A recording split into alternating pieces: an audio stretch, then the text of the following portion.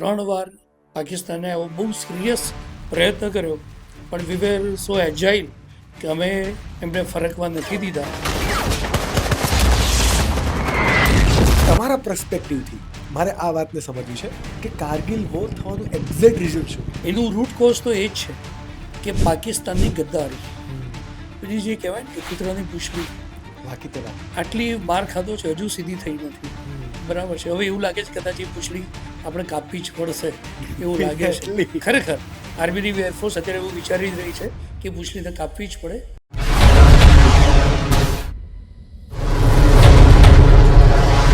કે પહેલો વાર આપણે ક્યારેય કરતા નથી, હા, પણ જીતીએ હંમેશા આપણે છે. એનું કારણ શું? The intention and the purpose. એ લોકો જ્યારે પણ આપણી પર આતંકવાદી હુમલો કરે છે, એટેક કરે છે, ગદ્દારી કરે છે, તો એની પાછળનું એક જ કારણ હોય છે કે આપણી જમીન બચાવી લેવી, આપણા દેશની અંદર જે પ્રગતિ થઈ રહી છે, જે વિકાસ થઈ રહ્યો છે, ક્યાંક એને થંભાવી દેવો, એની પર ઓબ્સ્ટેકલ ઊભા કરવા અને ક્યાંક એક ડરનો માહોલ ફેલાવો.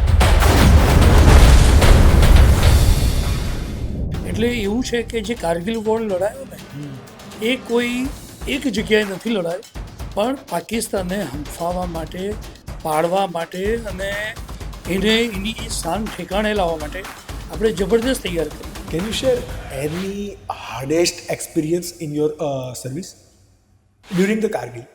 જ્યારે કારગિલ યુદ્ધ માટે અમને મુવમેન્ટ માટે કહેવામાં આવ્યું કે તમને આશ્ચર્ય થશે, અચાનક અમને કીધું કે બધા ભાઈ 15 મિનિટની અંદર ભેગા થઈ જાઓ, એક બહુ જ ઇમ્પોર્ટન્ટ એનાઉન્સમેન્ટ છે.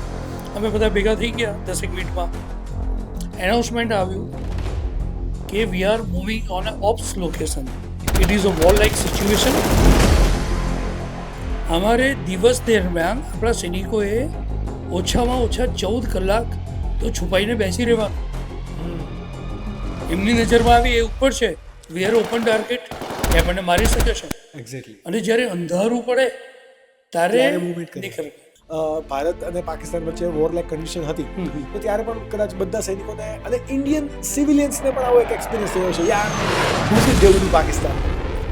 ગવર્મેન્ટમાંથી એવો કોઈ મેસેજ આવે કે ભાઈ નહીં, આપણે સીઝ ફાયર કરીએ છીએ, કે આપણે એ સ્ટોપ કરીએ છીએ, ત્યારે શું ફીલ થાય? ઓપરેશન સિંદૂર થયું તો તમે દેખ્યું હશે કે ભારતે સૌથી પહેલાં શું, જ્યારે પહેલગામમાં એટેક થયો અને ધર્મ પૂછીને લોકોને ચેક કરીને અને પછી મારવામાં આવ્યા, આની પાછળનું એક જ હતું કે દહેશત ફેલાવવા. उसने बोला कि ये शायद मुस्लिम नहीं है, उसने उसको गोली मार दी. અને જ્યારે પાકિસ્તાને આપણી સેનાના લોકેશન અને જે રેસિડેન્શિયલ એરિયા કહેવાય એની પર હુમલા કર્યા, ત્યારે આપણે એમના 11 એરબેઝ 100 કિલોમીટર સુધી અંદર જઈ અને નેસ્ત નાબૂદ કર્યા, એમને ભયંકર હાનિ પહોંચાડી. અને એટલું તો પહોંચાડ્યું જ, એમની જે ન્યુક્લિયર ફેસિલિટી ત્યાં છે એને પણ આપણે હેલો કહીને આવી. આપણે એને પણ તોડી પાડી શકતા હતા, પણ હજુ વી આર રિસ્પોન્સિબલ સ્ટેટ.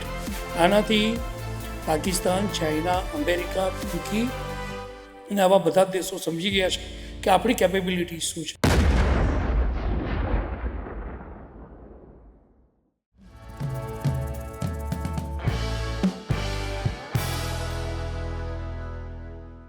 જ્યારે આપણે યુદ્ધની વાતો કરતા હોય, બેટલ્સની વાત કરતા હોય, ત્યારે કોઈ પણ વીર જવાનોને કે અને શહીદોને ભૂલી જ ના શકાય.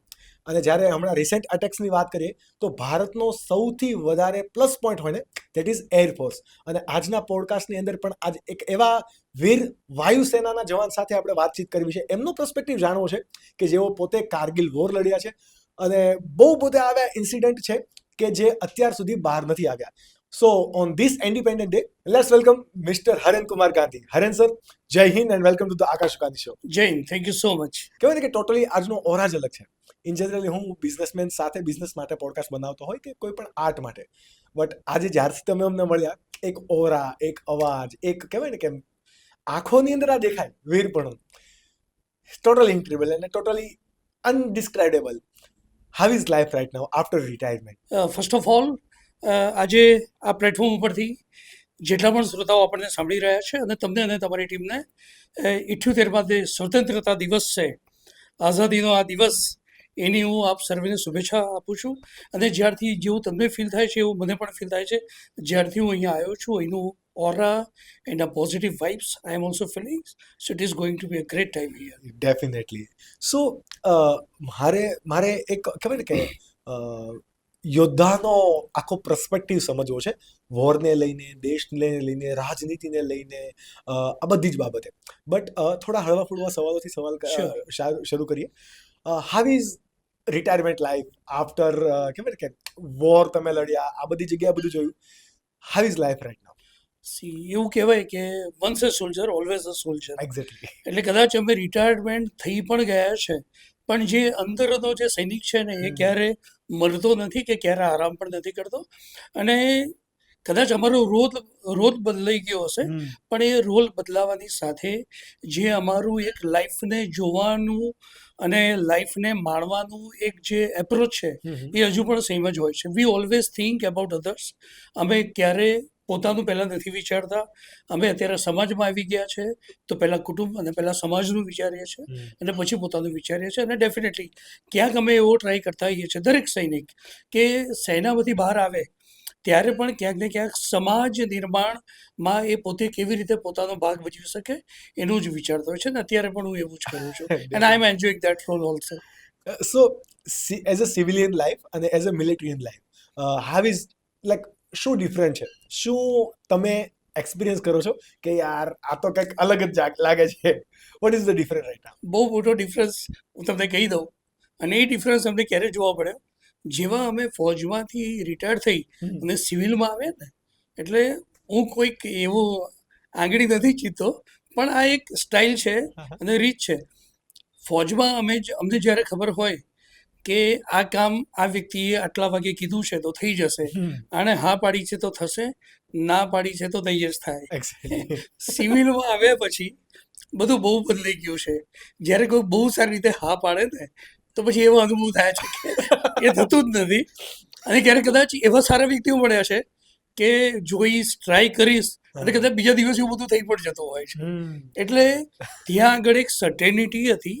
But after coming back to the civil life we have to adjust ourselves a lot because there is no certainty of the given promises. Exactly. લાઇફસ્ટાઈલમાં શું ચેન્જ થયા? ઉઠવાની habit, workout, physical activities, load, શું changes આવ્યા? ચોક્કસ લાઈફસ્ટાઈલમાં બદલાવ. આઈ એમ એ ફૂડી, એટલે કદાચ ફૌજમાં તો એના કરતાં વજન થોડું વધી ગયું છે, પણ વજન વધવાની સાથે ફ્લેક્સિબિલિટી ઘટતી નથી કે જોશ પણ નથી ઘટ્યું.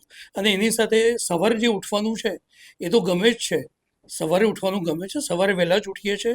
હા, ફૌજમાં હતા ત્યારે રાત્રે થોડા જલ્દી સૂઈ જતા હતા અને સુરતમાં લહેરી લાલાઓની વચ્ચે રહી અને થોડું મોડા સુવાનું એક આદત પડી ગઈ છે. પણ સવારે ઉઠવાનું તો એ જ છે, બરાબર. દિવસે અમને ભાગ્ય જ ઊંઘ આવતી હોય છે અને અમે વધારે ભાગના સુલઝણને જે નીંદ સાથે બહુ મિત્રતા હોતી નથી હોતી. અને એવું જ મારા માટે પણ છે. સો એઝ યુ સેડ કે you R foodie and we are in Surat right now and Surat itself the taste king, right?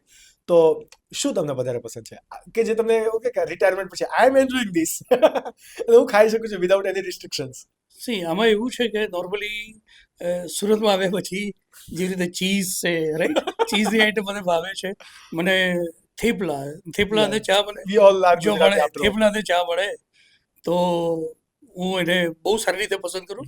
બીજા કશાની જરૂર નથી. પણ હવે છેલ્લા 1.5-2 વર્ષની અંદર મેં બજારનું જંક ફૂડ ખાવાનું થોડું ઓછું કર્યું છે અને I M કોન્સન્ટ્રેટિંગ on the હાઇજિનિક kitchen જ્યાં હોય, જ્યાં આગળ સાફ સુથરું મળતું હોય ત્યાં જઉં છું. થોડી ચોઈસ છેલ્લા 2-1 વર્ષમાં બદલાઈ છે, પણ એવું છે કે ખાવાની મજા આવે જ છે અને યુ શુડ એન્જોય. પણ તમે સપોઝ ફૂડી હોય તો ક્યાંક ને ક્યાંક તમે તમારી એક્સરસાઇઝ બધું કરો છો તો તમે બંનેનો આનંદ માણી શકો છો. And I am enjoying. But do you really miss battle ground? Definitely એ જે વસ્તુ છે ને હું ખરેખર ખૂબ મિસ કરું છું. જ્યારે પણ આવું કંઈક થાય તો હું વિચારું છું હું કેવી રીતે જઈ શકું. હમણાં જેવી રીતે આ જે ઓપરેશન સિંદૂર થયું અને પછી પણ જ્યારે ક્યાંક એવું ખબર પડી કે કદાચ પૂર્વ સૈનિકોને મદદ લેવામાં આવશે તો મેં મારા જેટલા પણ કોન્ટેક્ટ કરતા એ બધાને મેં જણાવ્યું કે ભાઈ ક્યાંક આવું હોય તો મને ચોક્કસ બોલાવો અને હું આવા તૈયાર છું.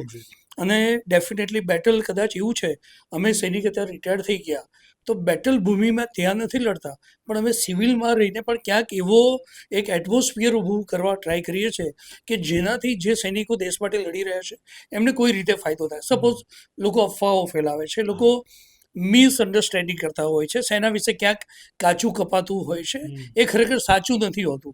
હવે જે જવાન ત્યાં 24 કલાક ગાળે છે એ અહીંયા આવીને તમને સફાઈ નથી આપી શકતો, તો એના માટે અમે બેઠેલા છીએ. એક્ઝેક્ટલી. બરાબર છે. તો આવી રીતે અમે અહીંયા રહીને પણ રણભૂમિનું કામ તો કરીએ જ છીએ. Sir, after retirement in generally બધા લોકો અલગ અલગ પ્રોફેશનની અંદર જતા હોય, so what exactly you do for living? અત્યારે એવું છે કે તમે કીધું લિવિંગ માટે, હું લિવિંગ માટે તો એક જોબ કરું છું, પણ એ મારું પેશન પણ છે. આઈ એમ એ ડ્રોન પાયલટ અને I M A certified drone instructor. એવીપીએલ international નામની એક કંપની છે જેનું પ્રેઝન્સ ઇન્ડિયાના 16 સ્ટેટમાં છે. Okay. We are a manufacturer of agriculture and defence drone. We are into services also, drone services, અને we are into training also. એટલે અમારી જે એવીપીએલ ઇન્ટરનેશનલ કંપની છે એ મેન્યુફેક્ચરિંગ, સર્વિસીસ અને ટ્રેનિંગ આ ત્રણેયમાં કામ કરે છે, અને I am working as a state head for Gujarat. ક્યાં વાત હે. મતલબ એક તરફ આ એક એવું કરિયર છે, એક એવું આપણું પ્રોફેશન હતું કે જ્યાં એરફોર્સ સાથે કામ કર્યું હતું, હવે પણ છે તો kind of drone, agricultural drone છે. So what is the future, right? તમે આપણા આખા ટોપિકનો બહારનો પ્રશ્ન છે, but in short what is the future of agricultural drone? બહુ જ સારો સવાલ પૂછ્યો છે અને બહુ જ ઉપયોગી છે, કારણ કે એગ્રીકલ્ચર ડ્રોન એવું છે, તમે દેખ્યું હોય તો આજકાલ ખેત મજૂરોની સૌથી મોટી સમસ્યા છે. પછી જ્યારે કોઈ પણ ઇન્ફેસ્ટેશન થાય છે, કોઈ પણ પાકમાં કોઈ જાતનો રોગ લાગુ પડે છે, તો એ વખતે ઇમિડિયેટલી એ જ એરિયાની અંદર સૌથી વધારે ખેત મજૂરોની તકલીફ પડતી હોય છે. ખેત મજૂર જે દવા છાંટે, હું એમની નીતિ પર કંઈ બોલવા નથી માગતો, પણ એ કેટલું ક્યાં છાંટે છે એ જ જાણે છે ને ઉપરવાળો જાણે. બરાબર. સૌથી બીજું કે જેટલા પંપ જલ્દી ખતમ થાય એટલા વધારે પૈસા એમને મળે, એટલે એ પ્રમાણે એનો એપ્રોચ હોઈ શકે છે. અને બીજું કે દરેક હાઇટ ઉપર પહોંચી નથી શકતા. સાઉથ ગુજરાતની વાત લો તો sugar can it is the largest crop. Yep. અને સુગર કેન હું એવું માનું છું કે 3.5 લાખ એકરમાં સુગર કેનનો ક્રોપ લેવાય છે. આ જ્યારે એની હાઇટ વધે પછી એક માણસ એની પર કેવી રીતે કરશે? વ્હાઇટ ફ્લાય નામનું જે ડિસીઝ છે એ સૌથી ખતરનાક છે, અને એનાથી સુગરનું પ્રોડક્શન દિન બ દિન ઓછું થઈ રહ્યું છે. તો વ્હાઇટ ફ્લાયને દૂર કરવા માટે જે એગ્રીકલ્ચર ડ્રોન હોય છે એ બહુ જબરદસ્ત કામ આપે. એનાથી ફાયદા એ છે કે 7 કે 8 મિનિટની અંદર 1 એકરમાં દવા છાંટે. નંબર 2, જે દવા છાંટવાવાળો છે એ જો વ્યક્તિ હોય તો એને શારીરિક નુકસાન થઈ શકે છે, તો એને આવું નુકસાન ના થાય. ત્રીજું કે જ્યારે રોગ લાગુ પડ્યો હોય ત્યારે ઓછા સમયની અંદર વધારે એરિયા કવર કરવો હોય તો એ માણસ નહીં પણ આ ડ્રોન જ કરી શકે. એટલે હું એવું માનું છું કે એગ્રીકલ્ચર ડ્રોન એ આપણા માટે બહુ મોટું વરદાન છે, અને જેટલા ખેડૂતો એગ્રીકલ્ચર ડ્રોનને જેટલું જલ્દી અપનાવે એટલો સારો ફાયદો એમને મળી શકે. આપણે જ્યારે વાત કરીએ ને કે ઇન્ડિયન એરફોર્સમાં કે પછી ઇન્ડિયન આર્મીમાં, ત્યારે હંમેશા એક વસ્તુ ગુજરાત માટે નબળી હોય, દેટ ઇઝ કે ઇન્ડિયાની અંદર ગુજરાતી સોલ્જર્સ બહુ ઓછા હોય, અને એમાંથી તમે એક છો, right? What was the core inspiration કે ભાઈ મારે એનડીએ જોઈન કરવું છે અથવા તો આઈએફ જોઈન કરવું છે? What was the core intention? હું જે લુણાવાડા કહેવાય, અત્યારે તો એ જિલ્લો બની ગયો છે, મહીસાગર જિલ્લો, પણ એ વખતે એક ખાલી તાલુકો હતો. ઓકે. તો હું ત્યાં રહેતો હતો, અને ક્યારેક 2-4 મહિના ઉપરથી એકાદ પ્લેન જાય તો મને મજા આવતી હતી. તો એ મને બહુ એટ્રેક્ટ કરતું હતું. ફેસિનેટિંગ. એટલે અને પાછું જૈન વાણિયું, બરાબર છે, એટલે અમને ફૌજ સાથે તો પેઢીઓ સુધી કોઈ એવો રિશ્તો હતો નહીં. પણ મેં પપ્પાને કીધું કે મારે એરફોર્સ જોઈન કરવું છે, અને અચાનક સંદેશભાઈ ટચુકડી જાહેર ખબર આવી હતી. તો એમાં કીધું હતું કે આટલા રૂપિયાનું મની ઓર્ડર કરો, 400 રૂપિયાનું મની ઓર્ડર કરો, અને એ પણ 1988-89ની વાત કરું છું. તો એ વખતે આટલા રૂપિયાનું મની ઓર્ડર કરી અને ફોર્મ મંગાવવાનું હતું. તો પપ્પાનું બજેટ એમણે એડજસ્ટ કર્યું અને 400 રૂપિયાનું મની ઓર્ડર કર્યું. એ સમયમાં 400 રૂપિયા જબરદસ્ત કિંમત હતી. અને 2-3 મહિના પછી મહિના સુધી કંઈ આવ્યું જ નહીં. તો વી થોટ કે દિલ્હી મોકલ્યું હતું એટલે કદાચ કંઈ આવશે નહીં, પણ લકીલી અમારો એ જે ડાઉટ હતો એ ગલત થયો, અને કંઈક ફોર્મ અને નાની 4 બુક આવી. પપ્પાએ ફોર્મ ભર્યું, અને પછી અમે એક્ઝામ આપવા ગયા. તૈયારી શું કરવી ખબર નહીં, પણ મને ન્યૂઝપેપર વાંચવાની બહુ સારી આદત હતી. 3 ન્યૂઝપેપર એ વખતે પણ હું વાંચતો હતો. અને દોડવાની નોર્મલી પ્રેક્ટિસ હતી. ફોજ માટે દોડતો હતો એવું નહોતું, પણ દોડતો રહેતો હતો. તો એ બેના કારણે જ્યારે મુંબઈમાં હું એક્ઝામ આપવા ગયો તો મેં ત્યાં આગળ જે માહોલ દેખ્યો તો એકવાર થોડી પેલી લઘુતા ગ્રંથિ કહેવાય ને એવું આવી ગયું કે યાર આમાં આપણે શું કરી શકીશું. પણ આઈ થોટ કે જે કરવા માટે આવ્યો છું તો let me give my best. અને ત્યાં આગળ મેં ટ્રેનિંગ આપી. અમે ગુજરાતમાંથી 1239 લોકો એરફોર્સની ભરતી માટે મુંબઈ કોટન ગ્રીન ગયા હતા.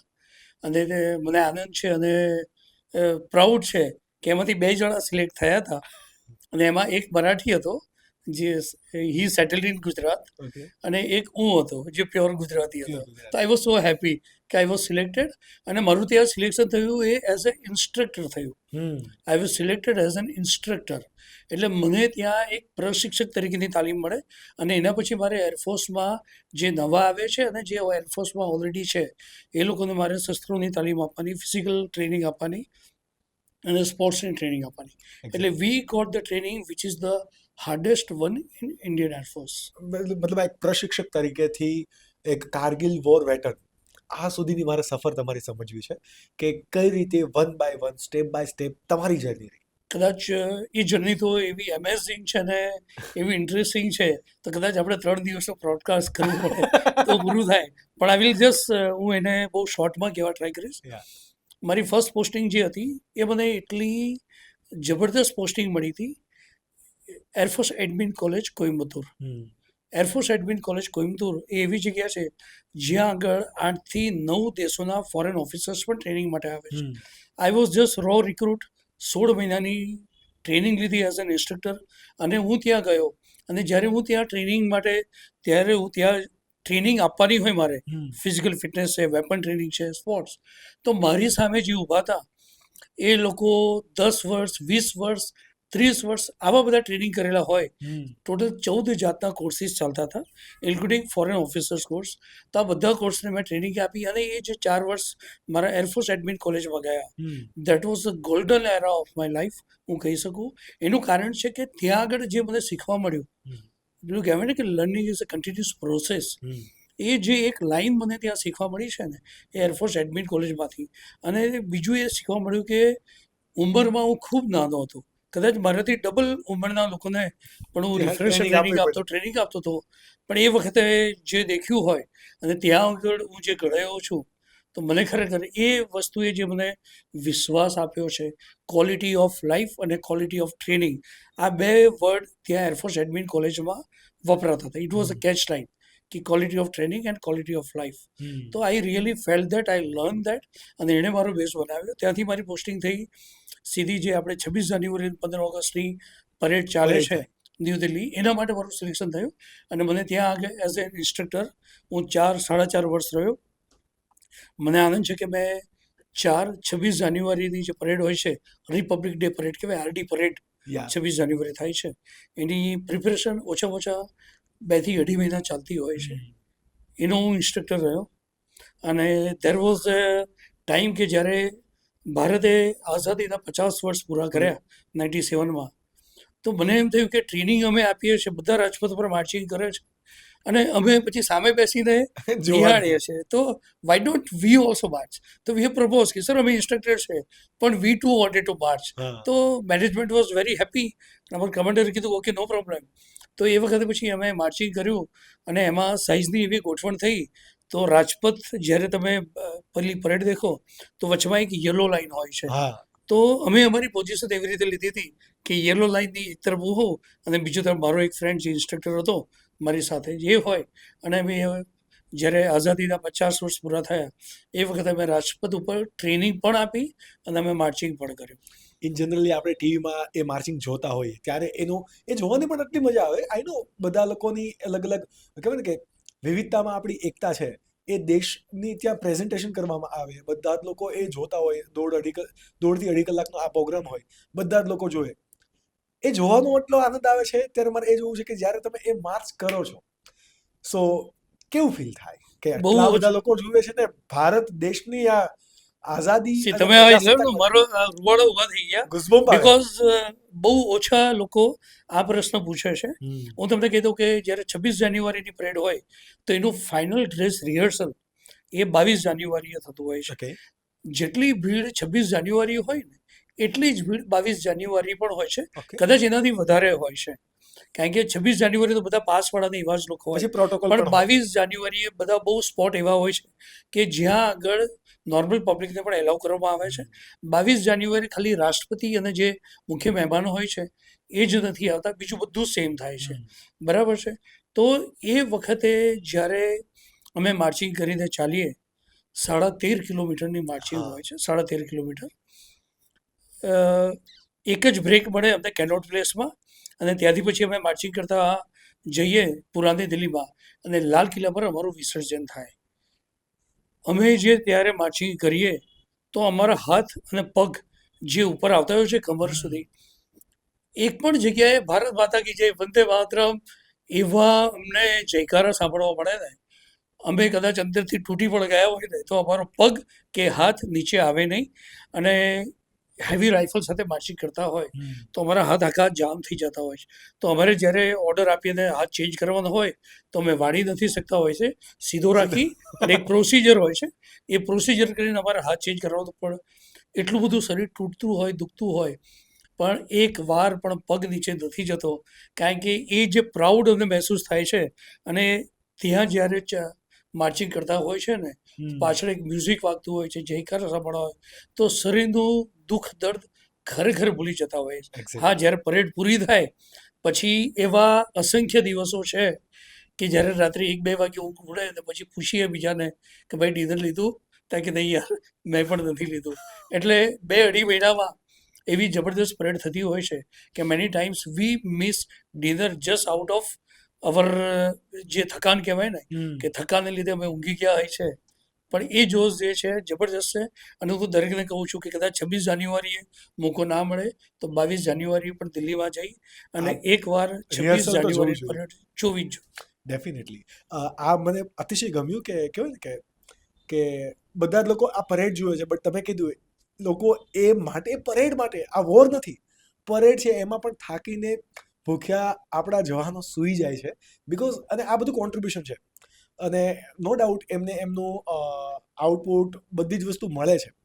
બટ તમારી આખી જર્નીની અંદર આપણે જે ડિસ્ક્રાઇબ કરીએ એમાં એક કારગિલ વોર પણ છે. And I am Yes. Very fascinating because I am 1998 born, અને 1999ની અંદર જ આ વોર ચાલી, 2 મહિના ચાલી, એન્ડ યુ વર ધેર. એક પર્સપેક્ટિવ છે, બધા લોકોએ મૂવી જોયું હશે, રીલ્સ જોઈ હોય, આર્ટિકલ સાંભળ્યા હોય, આ બહુ બધી વસ્તુ હોય કે બીકોઝ મીડિયા આની અંદર આવે એટલે ઘણી બધી વસ્તુ ચેન્જ થઈને પણ આવતી હોય. બટ કારગિલ વોર મારે તમારી નજરથી જોયું છે કે તમે ત્યાં હતા, કઈ રીતે શરૂઆત થઈ, જ્યારે તમને જાણકારી મળી, અને કઈ રીતે પ્રિપેર થયું ને બધી જ વસ્તુનું, વન બાય વન મારે સમજવું છે. ખાલી એક નાનું રિસ્ટ્રિક્શન મારી પાસે એ હશે કે હું ખાલી એ લોકેશન તમને નહીં જણાવી શકું. ડેફિનેટલી એના સિવાય હું તમને કહીશ કે અમારું જે કામ હતું, વી વર વિથ ધ રડાર, એટલું હું હમ. તમને કહી શકું. બરાબર. જ્યાં આગળ મારી પોસ્ટિંગ હતી ગુજરાતમાં એક જગ્યાએ પોસ્ટિંગ હતી, અને અમારું કામ હતું રડારથી એનિમીના એરક્રાફ્ટ ઇન્ટરસેપ્ટ કરવાનું. જ્યારે કારગિલ યુદ્ધ માટે અમને મુવમેન્ટ માટે કહેવામાં આવ્યું, એ તમને આશ્ચર્ય થશે.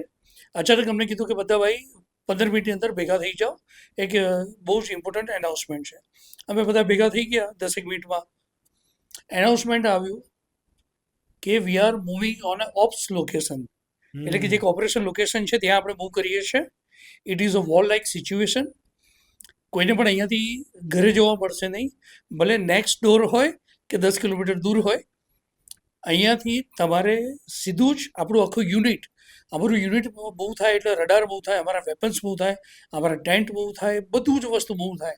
એક આખું ગામ એક જગ્યાએથી બીજે ગામ લઈ જવાનું હોય એવું આખું યુનિટ બહુ થતું હોય છે. અને એમને ક્યાં જવાનું છે અમને કોઈને ખબર નથી, પણ કીધું, અને અમને બીજું એક ખાસ ઇન્સ્ટ્રક્શન આપી કે તમને અડધો કલાક આપીએ છીએ, અડધો કલાકની અંદર તમારા ફેમિલીને કોન્ટેક્ટ કરી અને તમે કહી દો કે તમારા માટે 2 કે 3 મહિનાની જે પણ જીવન જરૂરિયાત ચીજો છે, including all your uniform and documents, એ બધું જ તૈયાર કરી અને શક્ય હોય તો એક જ બેગમાં, નહીં તો 2 બેગમાં તૈયાર રાખે. આપણી ટ્રક તમારા ઘરે ઘરે જઈ એ બધું લઈ અને ઓપ્સ લોકેશન પર પહોંચાડી દેશે. તમારે અહીંયાથી નીકળવાનું છે. અમને કરીબ 22-24 કલાક લાગ્યા બધું જ પેક કરતાં, આખું યુનિટ પેક કરતાં. બીજે ક્યાંય કોઈ કોન્ટેક્ટ નહીં, કશું જ નહીં. બરાબર છે. અને ત્યાંથી અમે નીકળ્યા અને બીજા દિવસે ખબર પડી કે અમે આ જગ્યાએ જઈ રહ્યા છે. ત્યાં સુધી અમને ખબર પણ નહીં.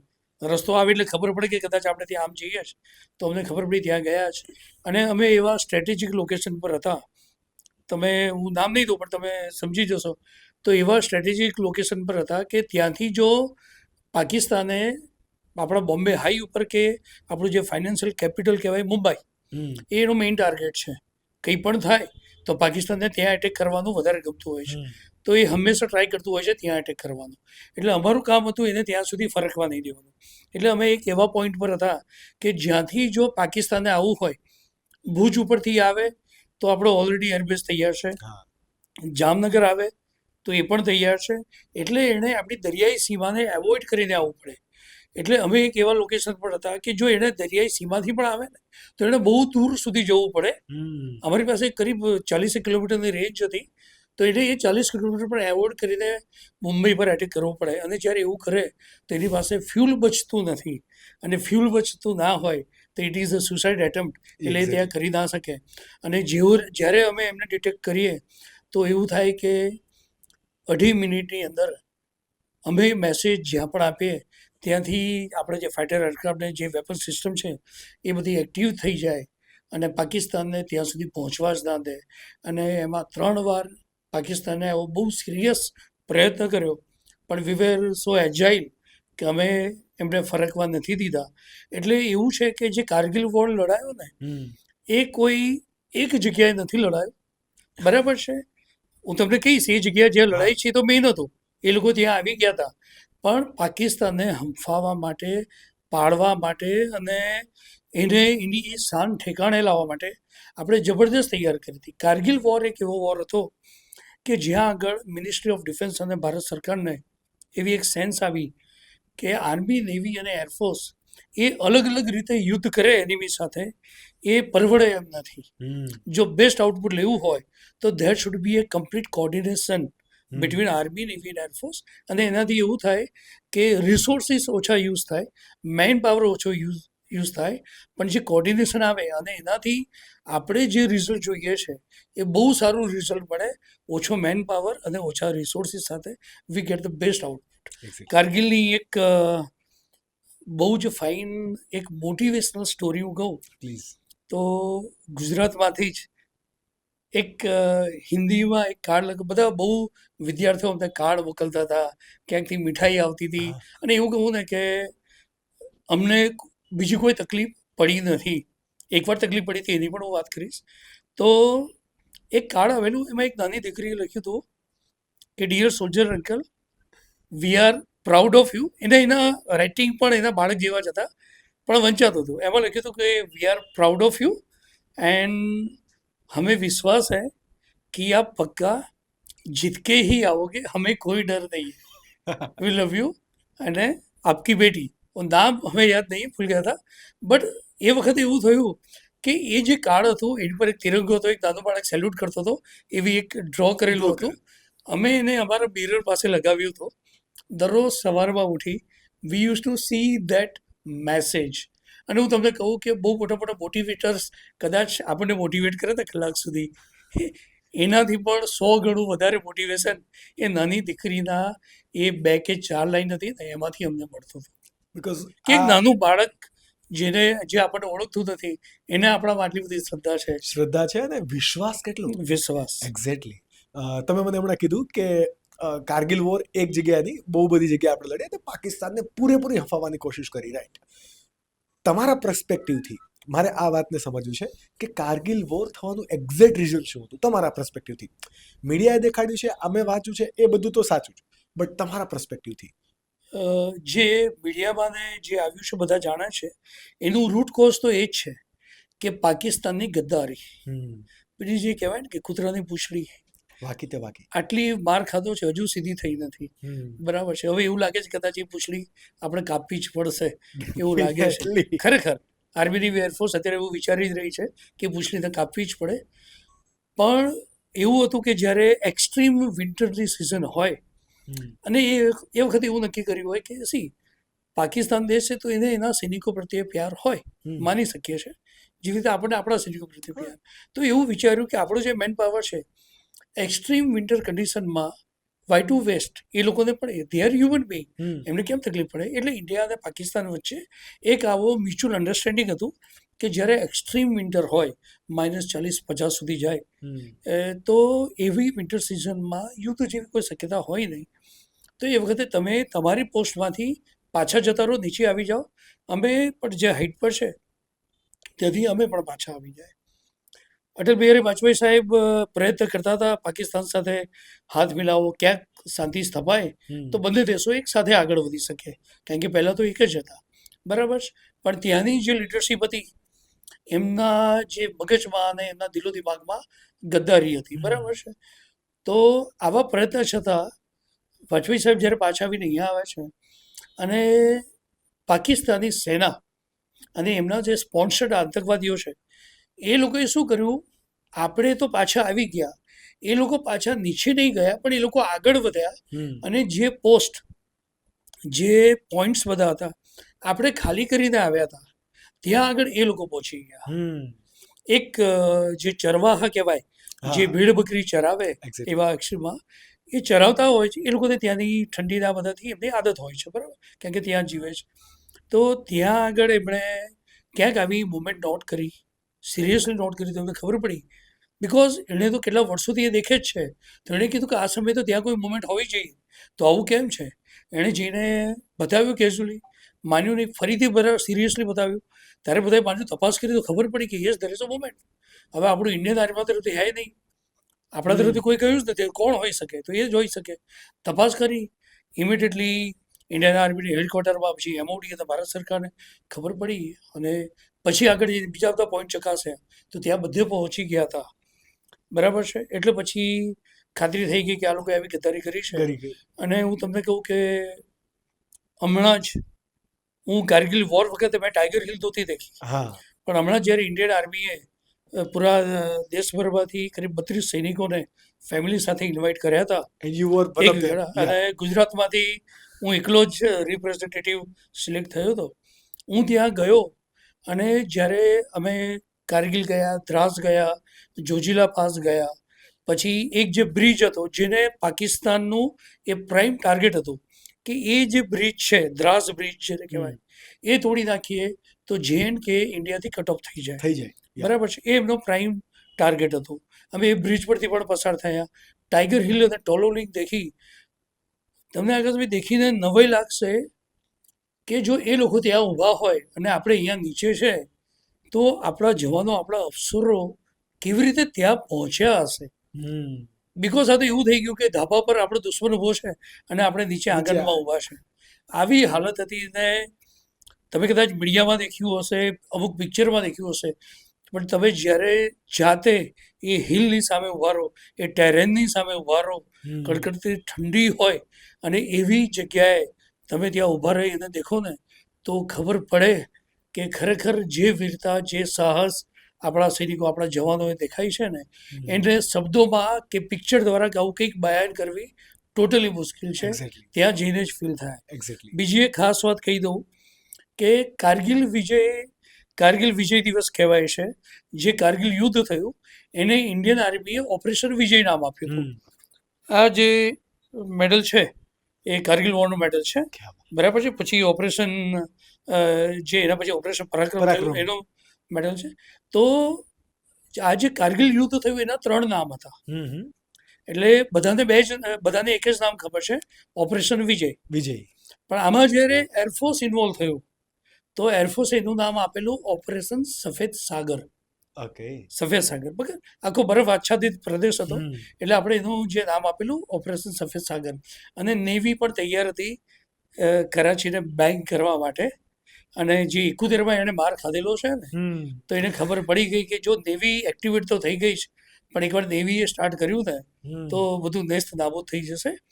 એટલે આપણું જે ઇન્ડિયન નેવીએ નામ આપેલું એ નામ હતું ઓપરેશન તલવાર.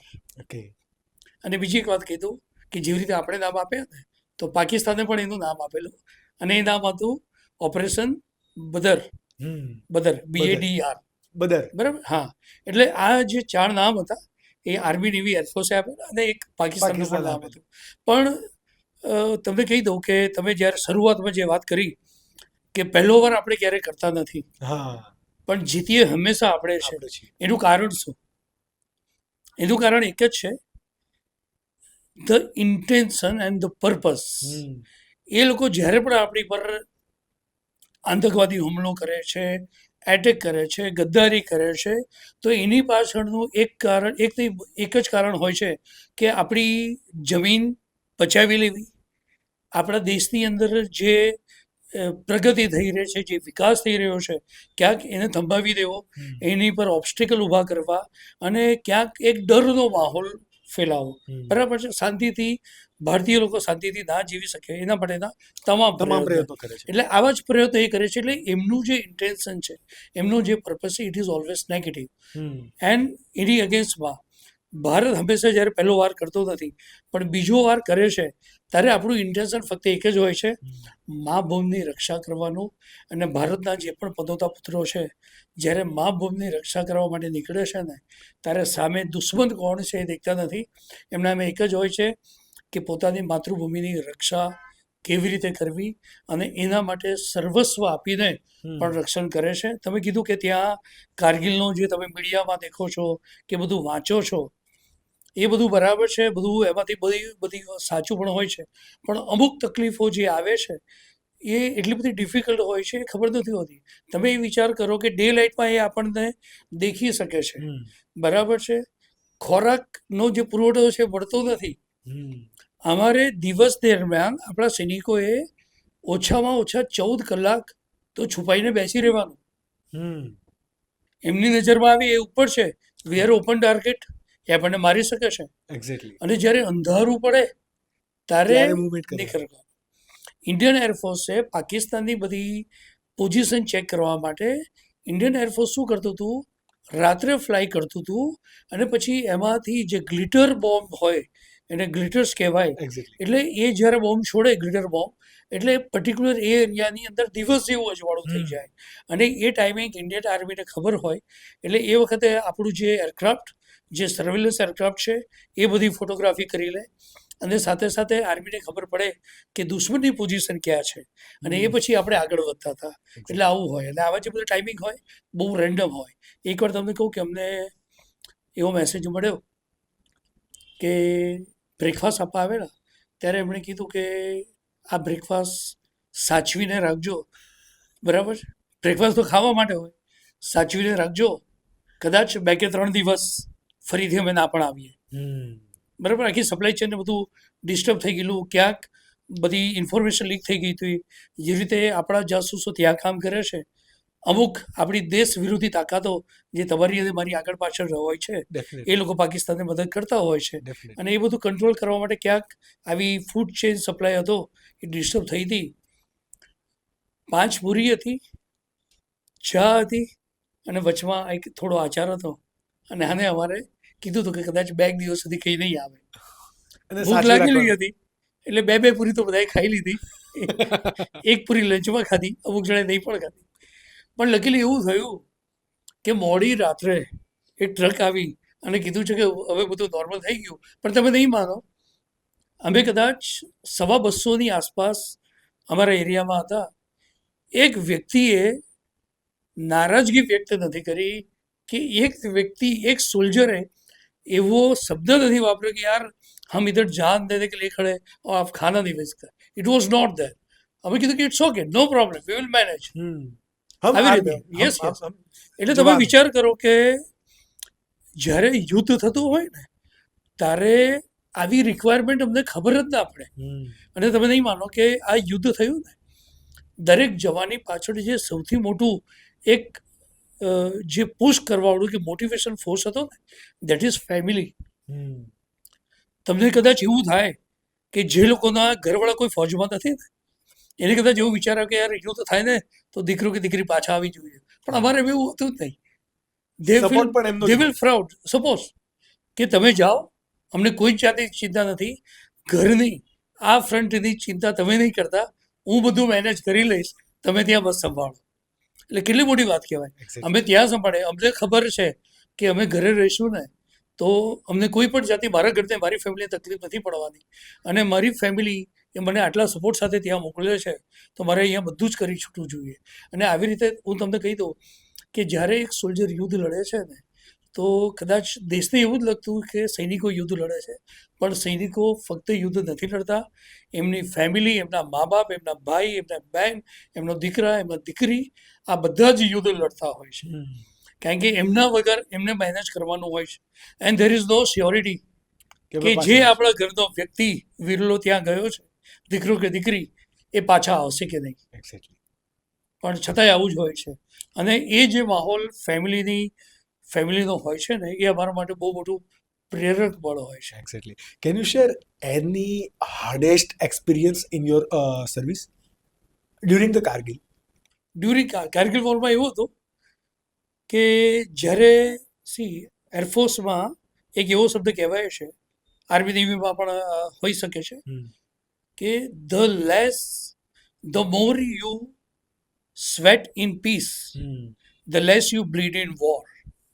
એટલે તમે જ્યારે શાંતિકાળની અંદર પરસેવો વધારે વહાવો છો તો યુદ્ધ કાળમાં તમારે લોહી એટલું નહીં વહાવવું પડે.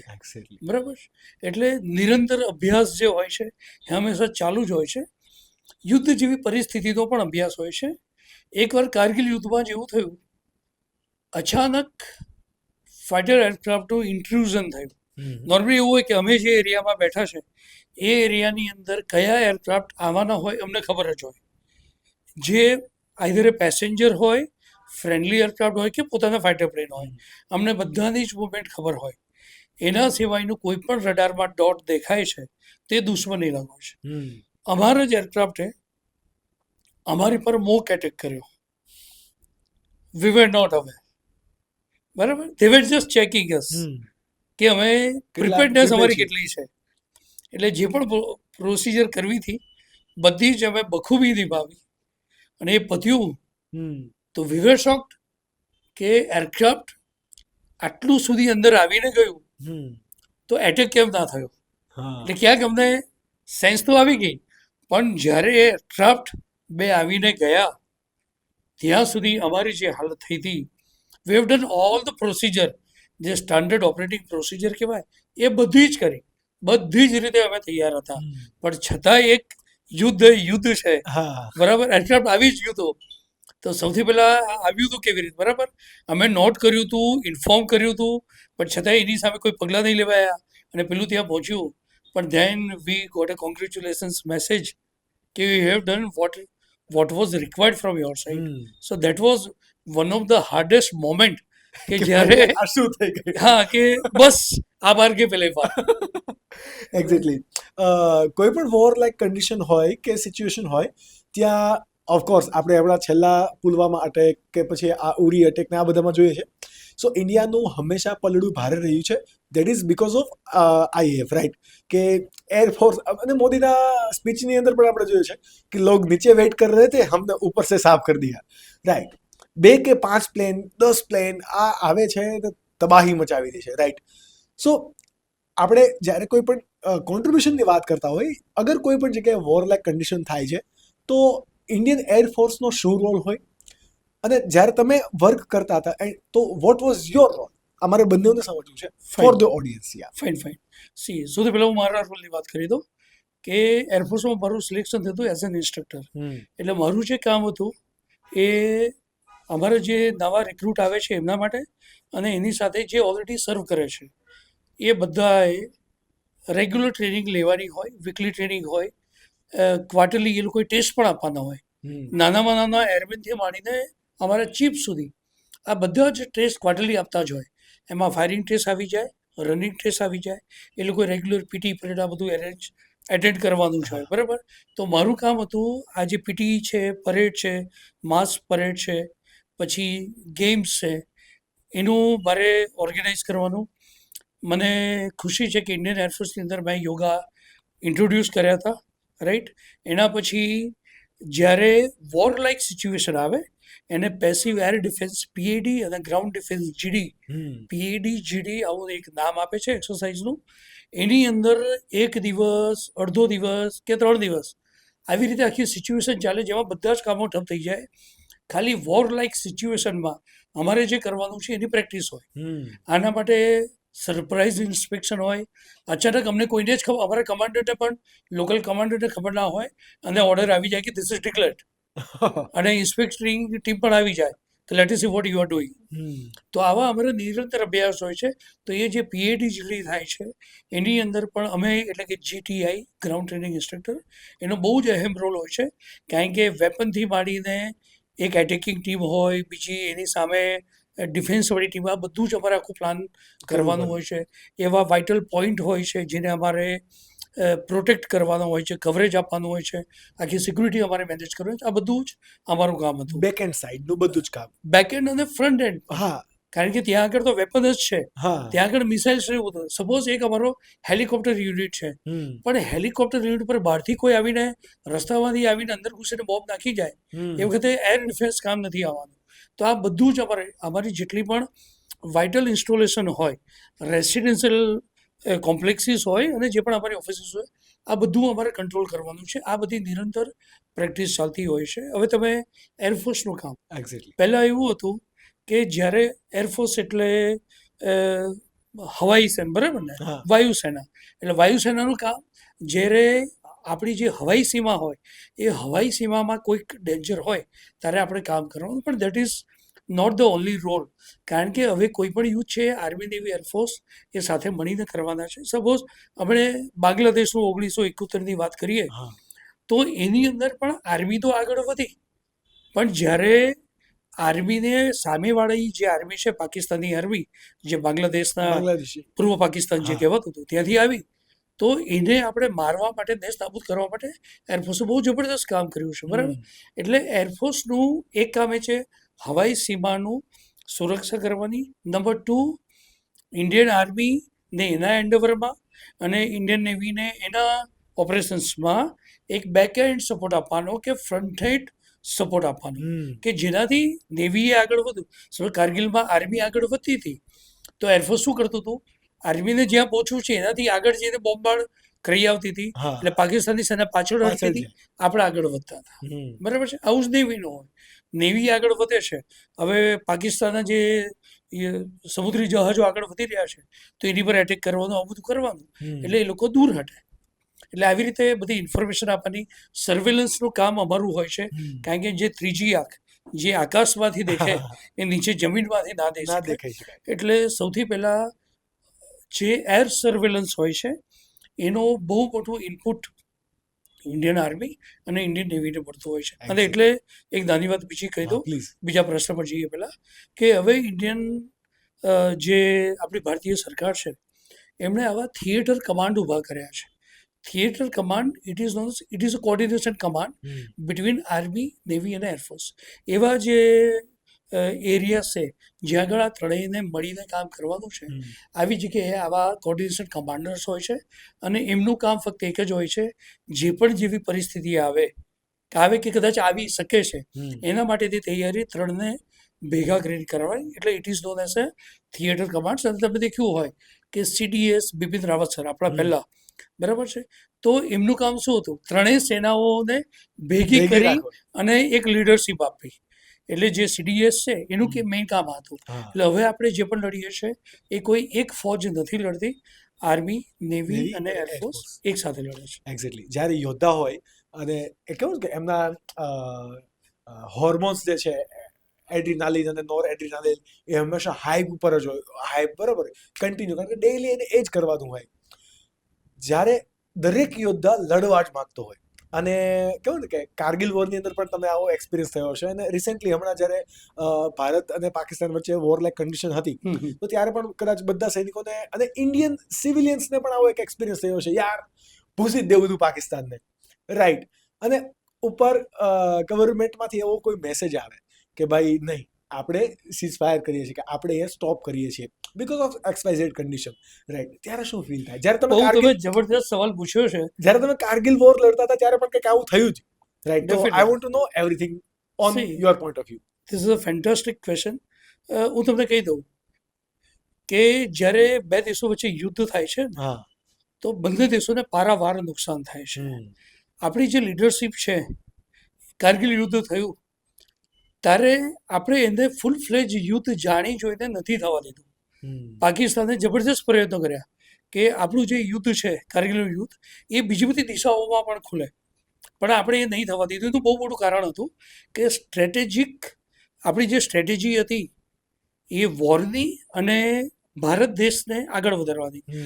એ વખતે ભારતે એવું એક મોમેન્ટમ પકડ્યું હતું કે જ્યાં આગળ આપણે વિકાસ તરફ આગળ વધી રહ્યા હતા અને બહુ સારું ડેવલપમેન્ટ કરી રહ્યા હતા. અને આપણું જે પડોશી જે દેશ છે એને તો વિકાસ સાથે એની પ્રજા સાથે કોઈ જ લેવા દેવા નથી, બરાબર છે. ભીખ માંગીને દેશ ચલાવવાનો અને ભીખ માંગીને યુદ્ધો કરવાના. જ્યારે આપણું જે છે લીડરશીપ એ આખી અલગ છે. આપણે આપણા દેશને, આપણા નાગરિકોને, આપણા બાળકોને એક બહુ સારું ભવિષ્ય આપવું હોય તો આપણને ફૂલ ફ્લેજ યુદ્ધ પોસાય નહીં.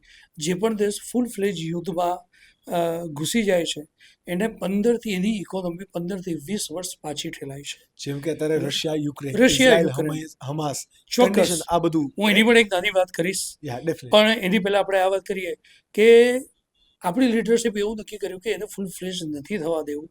પણ આપણે તમે દેખ્યું હોય તો એરફોર્સ તો ભાગ લીધો જ, નેવી પણ તૈયાર હતી કે થાય તો આપણે છોડીશું નહીં, પણ પહેલો વાર આપણે નહીં કરીએ. અને દેટ ઇઝ ધ રીઝન કે કારગિલ યુદ્ધ હતું એક સીમિત યુદ્ધ થઈને રહ્યું અને એમાં આપણે જબરજસ્ત સફળતા મળી. આવું દર વખતે થાય છે. તમે ઓપરેશન સિંદૂર થયું તો તમે દેખ્યું હશે કે ભારતે સૌથી પહેલાં શું કર્યું. જ્યારે પહેલગામમાં એટેક થયો અને ધર્મ પૂછીને લોકોને ચેક કરીને અને પછી મારવામાં આવ્યા, આની પાછળનું એક જ હતું કે દહેશત ફેલાવવાની.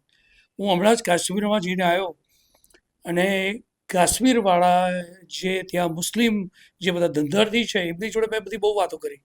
લાલ ચોકમાં પણ મેં બધા બહુ જણને મળ્યો. દરેકે એવું જ કીધું છે કે સાહેબ પહેલગામના હુમલા પહેલાં અમારી પાસે શ્વાસ લેવાનો ટાઈમ નહોતો, એટલો બધો ધંધો હતો, એટલા બધા સહેલાણીઓ આવેલા, ટુરિસ્ટ આવેલા, અને અમે અમારી જિંદગીમાં બહુ ઓછી વાર આવી રીતે કમાયા હઈશું. અને આ જે વસ્તુ છે એ પાકિસ્તાનને કેવી રીતે સહન થાય?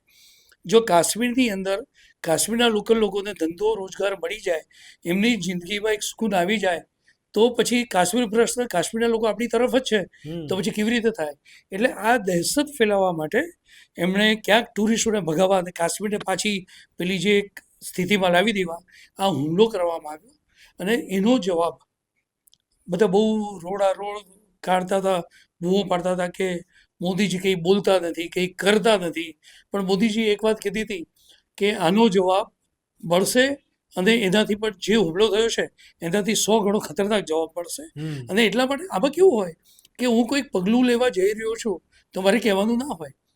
કદાચ વિરોધ પક્ષો, હું તો એવું માનું છું એક સોલ્જર તરીકે કે કદાચ વિરોધ અમુક રાષ્ટ્ર વિરોધી તત્વો જે આપણા રાષ્ટ્રની મારીને તમારી આગળ પાછળ રહે છે એ લોકો જાણી જોઈને ઉકસાવીને આપણને પૂછતા હોય કે તમારું નેક્સ્ટ પગલું શું છે. પણ ઇટ ઇઝ નોટ નેસેસરી કે આપણે દરેક પગલાં આપણે કહેવા જોઈએ. અને મોદી સાહેબે જ્યારે ઇસરોની મદદથી, ઇન્ટેલિજન્સની મદદથી, એરફોર્સની મદદથી, આર્મીની મદદ અને નેવી આ બધાનું એક કમ્પ્લીટ કોર્ડિનેશન કરી અને આપણી ડિફેન્સ મિનિસ્ટ્રી અને આપણા જે NSS છે દોભાલ સાહેબ, હે ને, એ તો અનબિલીવેબલ સાહેબ, એમની આઈડિયા, એમની સ્ટ્રેટેજી, મોદી સાહેબ, રાજનાથ સાહેબ અને આપણી ત્રણેય સેનાઓના વડા, ઇન્ટેલિજન્સ અને ઇસરો, આ બધાએ ભેગા થઈને ટાર્ગેટ ફાઇનલ કર્યા. અને એની અંદર દેખો ભારતનું જે એક નીતિ છે ને, આપણે વળગી રહ્યા. આપણે ખાલી આતંકવાદી જે 9 આતંકવાદી ઠેકાણા હતા એને જ નેસ્ત નાબૂદ કર્યા. અને જેટલા હુમલો કરવામાં એ લોકોએ સમય લીધો હતો એટલામાં આપણે એમના 9 આતંકવાદી ઠેકાણાઓ 22 કે 23 મિનિટની અંદર નેસ્ત નાબૂદ કરી દીધા. અને એવી રીતે નાબૂદ કર્યા કે ત્યાં આગળ ફરીથી એમણે ઝીરોથી જ પાછા ઊભા થવું પડે. આવું કર્યું. પાકિસ્તાન હંમેશા એવી બૂમો પાડે છે અને દુનિયાને કહે છે કે આતંકવાદ સાથે અમારે પણ કોઈ સંબંધ નથી. તો જ્યારે અમે આતંકવાદી ઠેકાણા પર હુમલા કર્યા અને ભારત સરકારે ઓફિશિયલી કહી દીધું કે અમે પાકિસ્તાન ઉપર કે પાકિસ્તાનના કોઈ પણ રેસિડેન્શિયલ એરિયા પર હુમલો નથી કર્યો. અમે હુમલો કર્યો છે ફક્ત આતંકવાદી ઠેકાણા પર, જેને તમે પણ નથી પહોંચતા એવું તમે કહો છો પેપર પર. બરાબર છે. તો પણ પાકિસ્તાને આતંકવાદી ઠેકાણા પરના હુમલાને પોતાની પરના હુમલા ગણી અને આપણી સામે ડ્રોનથી હુમલા કર્યા, મિસાઇલથી હુમલા કરવા એમના જે એરક્રાફ્ટ છે એને મોકલ્યા, અને એમની જે નીચ વલણ જેને કહેવાય કે એમના ફાઇટર એરક્રાફ્ટને છુપાવવા માટે એમણે આગળ અને પાછળ પેસેન્જર પ્લેન ચલાવી અને વચ્ચે ફાઇટર પ્લેન ચલાવી અને આપણી પર હુમલા કરવા ટ્રાય કરે છે. પણ આપણી જે આખી સુદર્શન સિસ્ટમ છે, જે રીતે ઇઝરાયલ પાસે આયરન ડોમ છે, એવી સુદર્શન સિસ્ટમ લોકોને પહેલાં તો ખબર નહોતી પડી. આપણે જ્યારે કરી બતાવ્યું ત્યારે ભારતની આમ જનતાને પણ ખબર પડી કે આપણી પાસે પણ આવી સિસ્ટમ છે. આપણી પાસે જે કામાકાઝી ડ્રોન એટલે કે સુસાઇડ ડ્રોન કહેવાય એનો, અને બ્રહ્મોસ મિસાઇલ જે ઇન્ડિયા અને રશિયાએ ભેગા મળીને બનાવી છે, એનો પહેલી જ વાર અને આવો જબરદસ્ત ઉપયોગ કર્યો.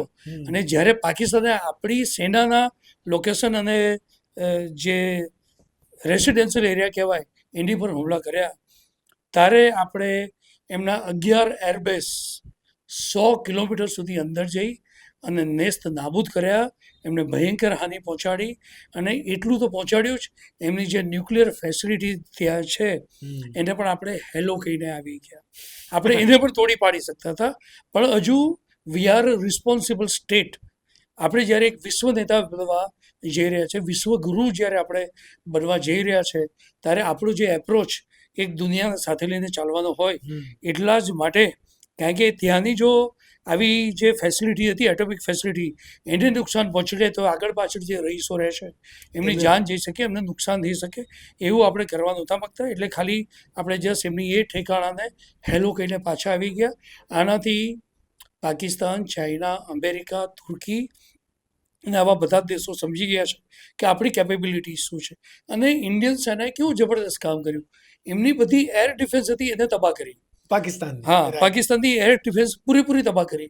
હવે શું થાય, કોઈક પ્રિમાઇસીસની અંદર તમને ગાર્ડ જવા ના દેતો હોય, પણ એ બધા જ ગાર્ડને મારી નાખો, પછી તમે આરામથી લટાર મારી શકાય. એટલે આપણે જ્યારે એમની બધી એર ડિફેન્સ ખતમ કરી નાખી તો પાકિસ્તાન સમજી ગયું કે હવે તો એમના એરક્રાફ્ટ આરામથી આવી અને મન ફાવે ને ત્યાં હુમલો કરીને જતા રહેશે ને, ત્યાં સુધી આપણે કંઈ નહીં કરી શકીએ. એટલે પાકિસ્તાન તરફથી ઓફિશિયલ રિક્વેસ્ટ આવી કે હવે આપણે સીઝ ફાયર કરીએ. એ સીઝ ફાયર એટલે હતું કે આના પછીનો જે આપણો હુમલો હોત ને તો એ કરાચી બંદર હતો, અને એની સાથે બીજા એવા હુમલા હતા કે જેનામાંથી પાકિસ્તાન કદાચ, એની ઊંઘ તો અત્યારે પણ બગડેલી છે, પણ કદાચ જીવવા માટે પણ એ સક્ષમ ના હોત. અને એટલે જ એને આવો સહારો લીધો. આમાં જે જગત જમાદાર છે, જે ટ્રમ્પ, અમેરિકનની પ્રજાને પણ ખબર નથી કે આ લીડર છે કે આ જોકર છે કે આ શું છે, બિકોઝ પોતાના જ આપેલા નિર્ણયો એ હંમેશા બદલ્યા કરે છે. બરાબર છે. તો આવી લીડરશિપ ક્યાંક આનો ફાયદો ઉઠાવી અને જસ્ટ લેવા માટે જતી હતી, પણ ભારત સરકારે ક્લિયર કરી દીધું કે આ જે સીઝ ફાયર છે એ ખાલી ઇન્ડિયા અને પાકિસ્તાનની વાતચીત વચ્ચેનું છે. અને ડેફિનેટલી એવું છે. અને તમે દેખ્યું હોય કે અત્યારે ટેરિફ આપણી ઉપર બધા બહુ હુમલા કરે છે. અને ગઈકાલે જ આપણા જે જયશંકર સાહેબ છે, ફોરેન મિનિસ્ટર, એમણે બહુ ક્લિયર કટ ડાટા આપી દીધા છે કે અમેરિકા આપણી પર ટેરિફ એટલે લાદે છે કે આપણે રશિયામાંથી બધું ખરીદીએ છીએ, પણ 24% ક્રૂડ ઓઇલ એ અમેરિકા પણ રશિયા પાસેથી ખરીદે છે, ગેસ ખરીદે છે. એટલે દૂધના દોયલા આ લોકો પણ નથી. એટલે ભારતે એમને આઈનો બતાવી દીધો છે કે અમને જ્યાંથી સસ્તું મળશે, અમને જ્યાંથી સારું મળશે, અને જે લોકો અમારા ઇન્ટરેસ્ટ સાથે લોયલ છે, અમે એમને ધંધો આપીશું. અને એમાં અમેરિકા હોય કે બીજા કોઈ નાટો કન્ટ્રી હોય, કોઈ નથી કરી શકવાના. અમને કોઈ દબાણ નહીં આવે. અવર સ્ટેન્ડ ઇઝ વેરી ક્લિયર. કદાચ આપણું માર્કેટ નીચે જાય કે ઉપર નીચે થાય, થોડો બહુ ટેરિફ લાદે, પણ ટ્રમ્પે એ સમજવું જોઈએ કે ત્યાં જે પ્રોડક્ટ પહોંચે છે અને એની પર ટેરિફ લાદશો તો મોંઘું, વધારે પૈસા કોણે ચૂકવવા પડશે? એની જ પ્રજાએ ચૂકવવાના છે. આવું છે. એટલે exactly as a fighter, as a soldier, તમે શું ઈચ્છો છો? આખી જર્ની તમે હમણાં જે બધું શેર કરી, the way you var describing, તો મને આ જ વસ્તુ ફીલ થયું કે જો આ એટીટ્યુડ છે કોઈ પણ સોલ્જરનો અથવા કોઈ પણ ફાઇટરનો, કે ભાઈ હમણાં જ પાકિસ્તાને કરીને સાફ કરી દઈએ. બટ એઝ અ કે એક સિવિલિયન નહીં, એક બધી બુદ્ધિશાળી વ્યક્તિ તરીકે જો આપણે વિચારીએ તો ઓફકોર્સ આપણે દેશને પહેલા રહીએ. બટ જ્યારે કોઈ પણ ફાઇટર હોય, આવા કહેવાય કે હોર્મોન્સ એના અપ હોય, પીક પર હોય, એ શું વિચારતો હોય? પાકિસ્તાન સાફ કરી દેવું છે. બહુ સારી વાત છે. ફોજમાં એક વસ્તુ કહેવાય છે, બહુ નાની વાત છે પણ બહુ મોટી વાત છે, શબ્દો બહુ ઓછા છે પણ વાત બહુ મોટી છે, કે જોશ કે સાથ હોશ ભી હોના ચાહીએ.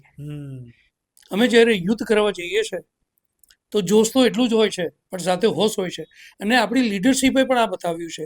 મેં તમને કીધું કે જ્યારે કોઈ એક દેશ આવી રીતે યુદ્ધ કરે છે તો 15-20 વર્ષ આપણી ઇકોનોમી પાછી ઠેલાય છે. હવે જ્યારે આપણે આટલી જબરજસ્ત રફતાર પકડી છે, આપણો ગ્રોથ રેટ, વિકાસનો દર દેખો તો દુનિયામાં અવ્વલ નંબર પર છે અત્યારે, લેટેસ્ટ આંકડા છે. તો અત્યારે આપણે જો યુદ્ધમાં અને પહેલા જેની પાસે નાવા નીચોવાનું કંઈ છે નહીં, એના માટે આપણે આપણી રિસોર્સિસ વાપરી કાઢીશું તો આપણા જે યુવાનો અને નાના બાળકો છે એને જે 2047નું જે એક આપણે બતાવ્યું છે, એક લક્ષ્ય બતાવ્યું છે, એ કેવી રીતે હાંસિલ થાય. એના માટે આપણે ફૂલ ફ્લેજ યુદ્ધ કરવું નથી.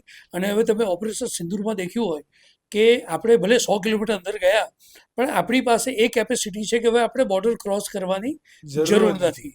બરાબર છે. રશિયા અને યુક્રેન તમે જે વાત કરતા હતા, અને એની અંદર હું દરેક વ્યક્તિને તમે જે પ્રશ્ન પૂછ્યો એનું આ રશિયા યુક્રેનના એક્ઝામ્પલથી હું સમજાવવા માંગીશ કે ભારતીય પ્રજાને એવું હોય ઓપરેશન સિંદૂર કરું, આટલું બધું અંદર જઈને આવ્યા તો મારી નાખવું હતું, કાપી નાખવું હતું.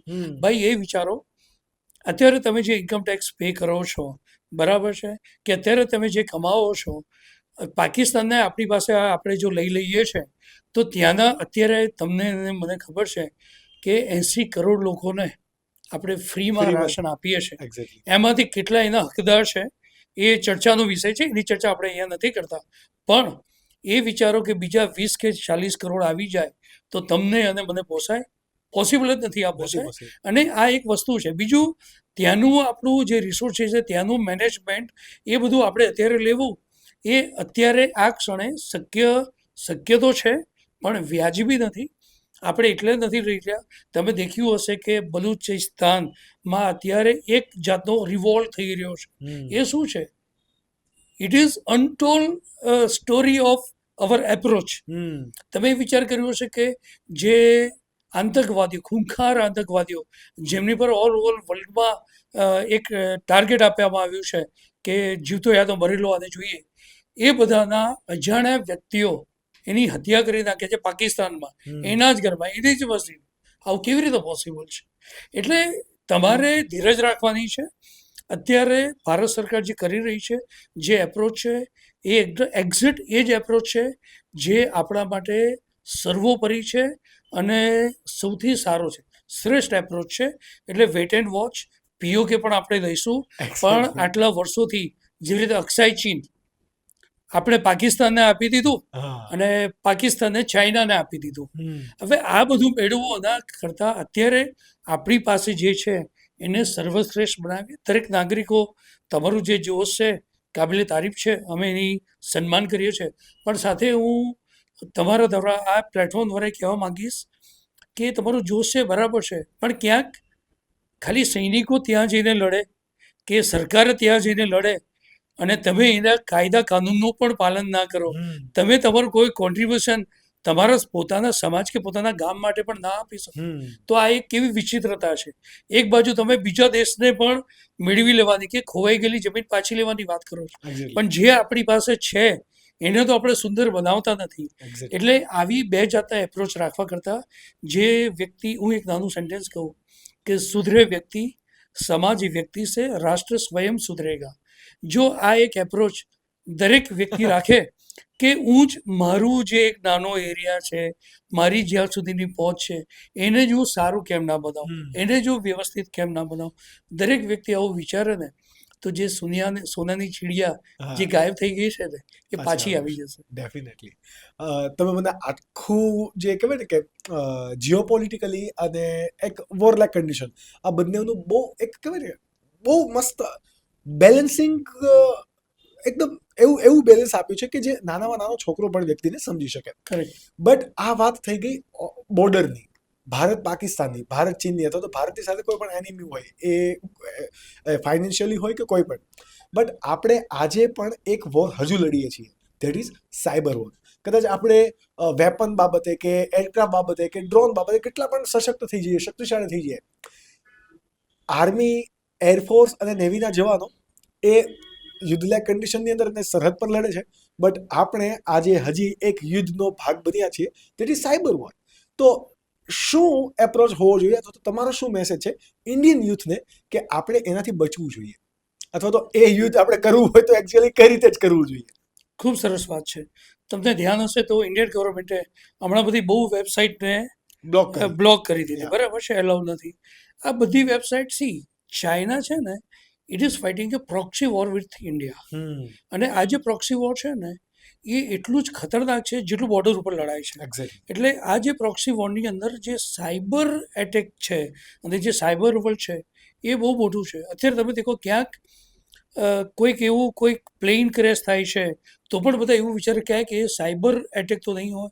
હવે તમે વિચાર કરો કે એક સાયબર એટેક, એક નાનો યુવાન ઘરના ખૂણામાં બેસી અને બીજા દેશની અંદર પણ જો કોમ્પ્યુટર દ્વારા એટેક કરી શકતો હોય તો આના વિશે આપણે દરેક નાગરિકોએ સજાગ રહેવું બહુ જરૂરી છે.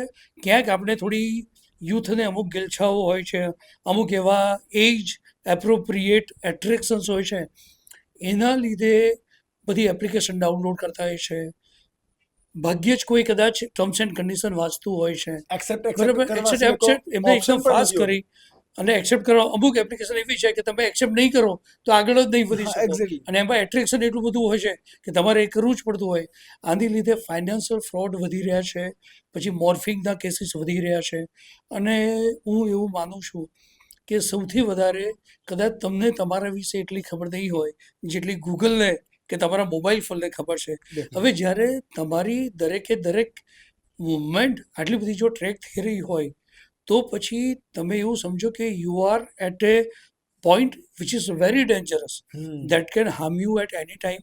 અને એ તમને એટલું બધું હાર્મ પહોંચાડી શકે છે જેનાથી તમારી ફાઇનાન્શિયલ લાઈફ, તમારી એક સોશિયલ લાઈફ, તમારી પર્સનલ લાઈફ આ બધી થાય છે. અને આપણે દેખ્યું છે અમુક વાર લોકો એવી રીતે ફસાઈ જતા હોય છે કે લોકો પછી પોતાની જાન આપી દેવા માટે મજબૂર બનતા હોય છે. ક્યાંક લોકો પોતાની હની ટ્રેપ તમે દેખ્યું હશે. આ બધું પણ એક સાયબરના કનેક્શનથી થતું હોય છે. તો આની અંદર પણ એક હની ટ્રેપમાં ફસાવી અને તમારી પાસેથી ઇન્ફોર્મેશન લઈ અને પછી તમને જે એક હાથો બનાવી દેવામાં આવે અને પછી તમે એક રાષ્ટ્રદ્રોહ કરી બેસો. એક નાની ગેલછામાંથી તમે ક્યાં પહોંચી જાઓ તો તમને ખબર નથી. હું એવું માનું છું કે દરેક વ્યક્તિએ અત્યારે ઇન્ડિયન ગવર્મેન્ટે એવી અમુક 1-2 એપ્લિકેશન બનાવી છે કે જેના દ્વારા તમે એ ચેક કરી શકો છો. I don't remember the name, પણ તમે એવી રીતે ચેક કરી શકો છો કે તમારી ઇન્ફોર્મેશન બીજે ક્યાંક લીક થાય છે કે નહીં, તમારું આધાર કાર્ડ કયા મોબાઈલ નંબર માટે યુઝ થયું છે કે નહીં, તમારા જે બેન્કિંગ પાસવર્ડ છે, તમારા બીજા બધા નોર્મલી ઈમેલના પાસવર્ડ છે, આ બધું જ તમારે સમયાંતરે એને ચેન્જ કરતા રહેવું પડે, એને સ્ટ્રોંગ કરતા રહેવું પડે. વધારે ભાગની દરેકની આદત કેવી હોય છે કે ABC@123 કે આવા કંઈક નોર્મલ પાસવર્ડ તમે નાખો છો. અત્યારે જે હેકર્સ છે એ લોકો within a fraction of second 16 કે 20 જેટલા જે એકદમ સ્ટ્રોંગ પાસવર્ડ કહેવાય, 16 કે 20 કેરેક્ટરના, એને વિથિન મિનિટ જો ખોલી શકતા હોય તો આપણે આવી નિરસતા નહીં રાખવી જોઈએ. આપણી પોતાને અને આપણા ફોનને સેફ રાખવો ખૂબ જરૂરી છે.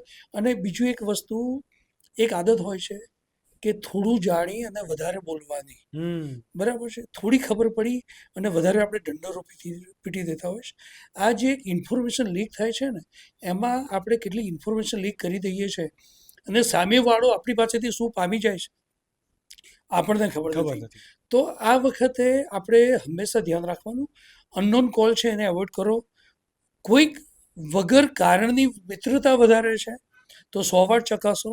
ફેસબુક ઉપર બધી ફ્રેન્ડ રિક્વેસ્ટ આવે છે તો એના છેલ્લા 6 મહિનાના કે 1 વર્ષના તમે અપલોડ, એના ફ્રેન્ડ કોણ છે આ બધા ચેક કરો અને પછી કરો તો કદાચ તમે સેફ રહેશો. ને આવું જ આપણે બાળકોને શીખવાડવું જોઈએ.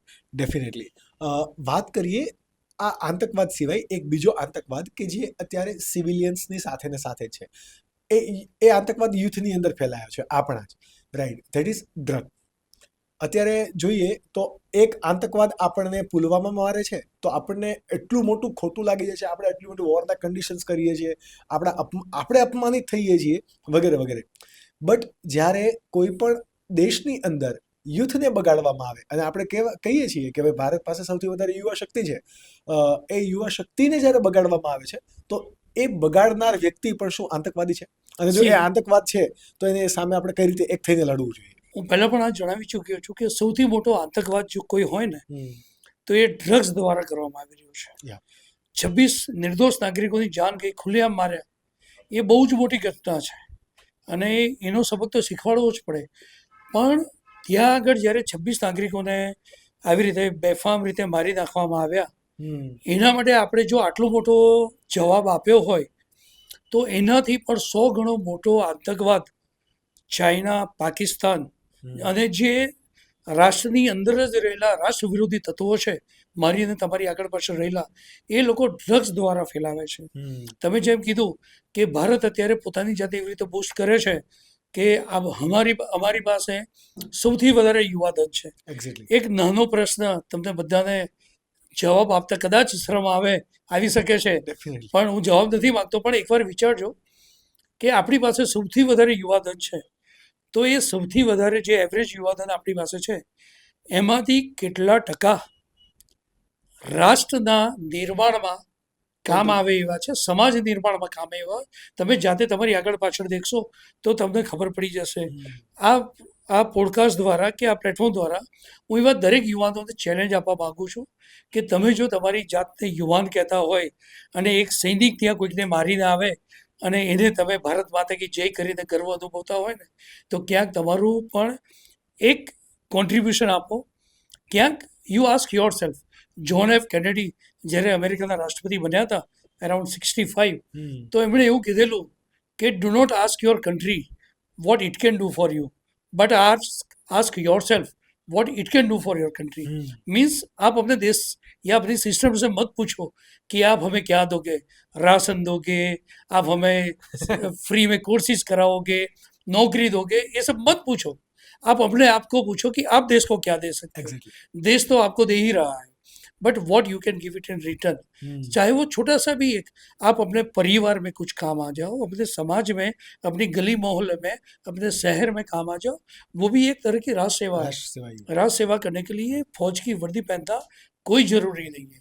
बट ये जो आतंकवादी, जो सबसे बड़ा आतंकवाद ड्रग्स है, इसके लिए मैं फिर से सबको बोलना चाहूँगा कि कहीं पर भी आप देखते हो कि यहाँ पर कुछ ऐसी एक्टिविटी चल रही है, आजकल ऐसा है, शिव खेरा जैसे बोलते हैं कि it is not the inactivity of good people, it is not the activity of bad people, but it is the inactivity of good people which is harming the society. તો એવું છે કે જ્યારે સારા માણસો નિષ્ક્રિય થઈને બેસી જાય ને, તો જે લોકો આવા બદમાશો છે એ લોકો સમાજને ખતમ કરતા હોય છે. તો આવા જે સારા માણસો છે કે તમારે ક્યાંક સમાજ, રાષ્ટ્રીય અને પોતાના ભાઈ બહેનોની ચિંતા છે, તો તમે કદાચ ફાઇટ ના કરી શકો, but we have a system. Exactly. Police system છે, એવા ગુપ્ત સંદેશાઓ તમે આપી શકો છો. એવી કેટલી સિસ્ટમ છે જ્યાં આગળ તમારું નામ જાહેર કરવામાં નથી આવતું, પણ તમે સંદેશો પહોંચાડી શકો છો. અને એવી જે સમાજની વિનાશ કરતી પ્રવૃત્તિઓ છે, સમાજ વિરોધી, એને કંટ્રોલમાં લાવી શકો છો. એટલે દરેકને હું એક રિક્વેસ્ટ કરું છું કે આ ડ્રગ છે એનાથી દૂર રહો, કારણ કે આ ડ્રગ તમને ક્યારે પાયમાલ કરશે. પેલું તો આપણી જાન જ લે છે આતંકવાદી, પણ જ્યારે એક પરિવારની અંદર કોઈ એક ડ્રગ લઈ લેતું હોય છે, એક ડ્રગનું બંધારણ બની જાય, તો સૌથી પહેલાં એ વ્યક્તિ પોતે ફિઝિકલી ખરાબ થાય છે, એનું આખું પરિવાર મેન્ટલી હરાસ થાય છે, એનું આખું પરિવાર સોશિયલી બોયકોટ થાય છે, અને એનું આખું પરિવાર ફાઇનાન્શિયલી ડાઉન થઈ જાય છે. જ્યારે આટલા બધા એના રિઝલ્ટ આપણને ખબર હોય, તો આજે સૌથી મોટો આતંકવાદ જે ડ્રગ્સ માફિયાઓ ફેલાઈ રહ્યા છે, એનો આપણે ખરેખર સામી છાતીએ સામનો કરવો જ પડે. અને આમાં સૈનિકો તમને મદદ નહીં જ કરી શકે, કારણ કે સૈનિકો બોર્ડર પર છે અને બોર્ડરની ચિંતા તમારે કરવાની કોઈ જરૂર નથી. આર્મી, નેવી અને એરફોર્સ એ સક્ષમ છે આપણા દેશને બહારના દુશ્મનોથી બચાવવામાં, પણ અંદરના દુશ્મનો બચાવવા માટે તો તમારે તમારા આંખ અને કાન ખુલ્લા રાખવા પડશે, અને તમારે તમારું એક ડેડિકેશન એના માટે આપવું જ પડશે. ડેફિનેટલી. ભારતને સશક્ત, વિકસિત દેશ બનાવવો હોય ત્યારે આપણે જેટલા એરિયામાં આપણે ગ્રોથ કરી રહ્યા છીએ, આપણા યુવાધોને ગ્રોથ કરી રહ્યા છીએ, ત્યાં સૌ ક્ષેત્રે, એમાં ફાઇનાન્શિયલ ક્ષેત્રે હોય કે બિઝનેસ ક્ષેત્રે હોય, ત્યાં ગુજરાતનો હંમેશા મોટો રોલ રહ્યો છે. બટ જો ગુજરાત, મેં પહેલાં પણ કીધું કે ગુજરાત હંમેશા નો ડાઉટ કોન્ટ્રીબ્યુશન કરે છે ડિફેન્સ સિસ્ટમની અંદર, બધી જ જગ્યાએ આપણા લોકો, ગુજરાતી લોકો છે, બટ ગુજરાતીઓ આટલો બધા પ્રમાણમાં નથી આવતા જેટલા હોવા જોઈએ. કારણ કે બિઝનેસ ઓરિએન્ટેડ માઇન્ડ છે, અહીંયા લોકોને ડેસ્ક જોબ અને હાર્ડવર્ક કરવું ગમે છે, બટ ફાઇટ કરવામાં કે પછી ત્યાં એ લોકો નથી જીતા. What is your thought? કારણ કે તમે ગુજરાતી છો, તમે યુદ્ધ લાઇક કન્ડિશનની અંદર કામ કર્યું છે અને ઓબ્વિયસલી આટલા મેડલોથી સન્માનિત છો, તો તમે એનો રાઈટ આન્સર આપી શકશો. વાય ગુજરાતમાં આવું નથી? હું કહી શકું કે તમે મારી જે દુખતી દસ છે ને એ દબાવી દીધી. કારણ કે this is the only reason why I left air force voluntarily. હું એરફોર્સમાં હતો ત્યારે મને હંમેશા પૂછવામાં આવતું कि तू तो पहला गुजराती है, तो गुजराती को कैसे फौज में आ गया है ना. गुजराती लोग फौज में आते थे सिर्फ पैसा कमाते. एक वખત મજાકમાં એવું કહેતો હતો કે ભાઈ અમે ગુજરાતી લોકો ફૌજમાં નથી આવતા, પણ અમે જે ઇન્કમ ટેક્સ પે કરીએ છીએ ને એનાથી બધા ફૌજી લોકોનો પગાર તો થઈ જાય. પણ એક મજાકના રૂપમાં હતું. 2008ની આસપાસ, 2008માં જ જ્યારે એરો ઇન્ડિયા શો ચાલી રહ્યો હતો બેંગ્લોરમાં, તો એક રશિયન પાયલટ સાથે હું ડીનર પછી ફરવા નીકળ્યા હતા અમે લટાર મારવા. તો ત્યાં આગળ લાઈફ વિશે વાત થઈ હતી કે vote is your planning after air force. Air force તો એવું કંઈ વિચાર્યું નહોતું, કારણ કે એરફોર્સ છોડવાનું જ નહોતું વિચાર્યું. તો એ વખતે એણે એક મને સેન્ટેન્સ કીધું છું. એ સેન્ટેન્સ ખરેખર એવું જબરદસ્ત એમણે એક વાત કીધી, અને આ વાત હું દરેકને કહીશ. દરેકે જો પોતાની લાઈફની મજા માણવી હોય ને તો આ એક સૂત્ર છે એને અપનાવવું જોઈએ. એમણે મને કીધું, મેં એમને કીધું કે મેં કંઈ જ નક્કી નથી કર્યું. તો એમણે કીધું કે I wanted to do sum innovative business, આવી બધી એમણે વાત કરી. તો એમણે મને એક સેન્ટેન્સ કીધું કે mister Gandhi, if you really wanted to explore your life, not enjoy, if you really wanted to explore your life, change your profession thrice. તમારે તમારા જીવનને જો સૌથી સારી રીતે પૂર્ણ રીતે માણવું હોય તો તમારે જે પ્રોફેશન છે, વ્યવસાય, એને 3 વાર બદલો. આ મને જબરજસ્ત ગમી ગયું. એમણે આગળ બીજું કીધું કે there is no guarantee કે you will get money or not. That is no guarantee. It is no guarantee. But you will enjoy your life. અને આ વસ્તુ મને એટલું બધું આવી ગયું. અને આ પેલું સેન્ટેન્સ જે તમે પ્રશ્ન પૂછો, એટલે મેં નક્કી કર્યું કે હું એરફોર્સને બાય બાય કરું. અને એરફોર્સને બાય બાય કરી અને હું એક એવું પ્લેટફોર્મ બનાવું કે જેનાથી હું મારું ગુજરાતનું રિપ્રેઝન્ટેશન આર્મ ફોર્સમાં વધારું. આ મેં હું પહેલાં પણ કહી ચૂક્યું છું અનેકવાર કે આર્મી, નેવી અને એરફોર્સની અંદર ગુજરાતનું રિપ્રેઝન્ટેશન વધે. એના માટે મેં એરફોર્સ વોલેન્ટરીલી છોડ્યું 23 વર્ષ સેવા આપીને. અને એના પછી પ્રી મિલિટરી ટ્રેનિંગ એકેડમીની સ્થાપના કરી. અને આ પ્રી મિલિટરી ટ્રેનિંગ એકેડમીની સ્થાપના કરી અત્યાર સુધીમાં 96 લોકોને મેં ફોજમાં ભરતી કરાવી છે. અને 100-150થી ઉપર લોકો પોલીસ ફોર્સમાં પણ જોઈન થયા છે. મારો ટાર્ગેટ હતો 500નો, પણ ગુજરાતમાં તમે કીધું કે it is really very difficult. તો અત્યાર સુધી એ આંકડો 96 આવશે. ડેફિનેટલી આવશે. જતાં પહેલા હું 500નો આંકડો તો પૂરો કરી છે. કારણ કે એ હવે તમે કોર બનાવી લીધું છે કે ભાઈ મારે આ જ વસ્તુ કરવી છે. અને અત્યારે લક્ષ્ય જ એ છે. જે રીતે આપણે પણ પોડકાસ્ટ પહેલા ડિસ્કશન થયું કે ભાઈ આ તો હવે કરવું છે, આ તો મિશન બની ગયું છે, લાઈફનું જ આ મિશન છે. અને હું તમને કહી દઉં તો અત્યારે જે આપણા યુવાનો છે ને, સપોઝ ધંધા અને રોજગારની વાત કરીએ ને તો ઇટ ઇઝ અ ચેલેન્જ. પહેલાં જે ગુજરાતી લોકોની બિઝનેસના મોનોપોલી હતી, આપણે સુરતમાં છે, મિની ઇન્ડિયા કહેવાય છે, ક્યાં આપણી મોનોપોલી છે? હવે બધી નથી. બધા જ લોકો હવે બધી જ વસ્તુ કરે છે. કારણ કે તો આખી દુનિયા આખી ખુલ્લી છે, નોલેજ બધાને જ મળે છે, બધા પોતાનું ટ્રાય કરે છે અને જે મહેનત કરે પામે છે. બરાબર. પહેલાં આપણે એટલે શાંત બેસી શકતા હતા કે આપણી મોનોપોલી હતી, પણ હવે એવું નથી. હવે તમને દરેક જગ્યાએ કોમ્પિટિશન છે. બરાબર. તો આવા કોમ્પિટિશનના જમાનામાં જ્યારે ધંધામાં કોઈ શ્યોરિટી નથી કે એટલો જ આગળ ચાલશે, તો આપણે એક આ ઓપ્શન એવું છે કે જેનું વિચારવું જોઈએ. અને આર્મી, નેવી, એરફોર્સની અંદર હું તમને એવું કહું કે તમારા લાઈફનું કોઈ પણ ડ્રીમ હોય other than becoming a actor or singer, તમારે ફિલ્મોમાં કામ કરવું હોય તો જ આ વ્યવસાય તમે નહીં અપનાવી શકો. બાકી કોઈ પણ ડ્રીમ તમારું હોય, તમારે સારામાં સારા સ્પોર્ટ્સ પર્સન બનવું છે, તમારે એક સાયન્ટિફિકલી આગળ વધવું છે, સારામાં સારા ટેકનિશિયન બનવું છે, વિશ્વની સૌથી મોંઘી, સૌથી કોમ્પ્લેક્સ ટેકનોલોજી જોડે કામ કરવું છે, તમારે ટીચર બનવું છે, ઇવન તમારે પૂજારી બનવું છે કે સારા રસોઈયા બનવું છે, તમારે લોજિસ્ટિકમાં કરવું છે, તમારે એકાઉન્ટન્ટ બનવું છે કે તમારે એડમિનિસ્ટ્રેશનમાં જબરજસ્ત કામ કરવું છે. આવું કોઈ પણ કામ હોય એની અંદર આર્મી, નેવી, એરફોર્સની અંદર તમારા માટે એવી જગ્યા અવેલેબલ છે, Yeah. પણ તમારે એના માટે પોતાની જાતને લાયકાત બનાવવાની છે.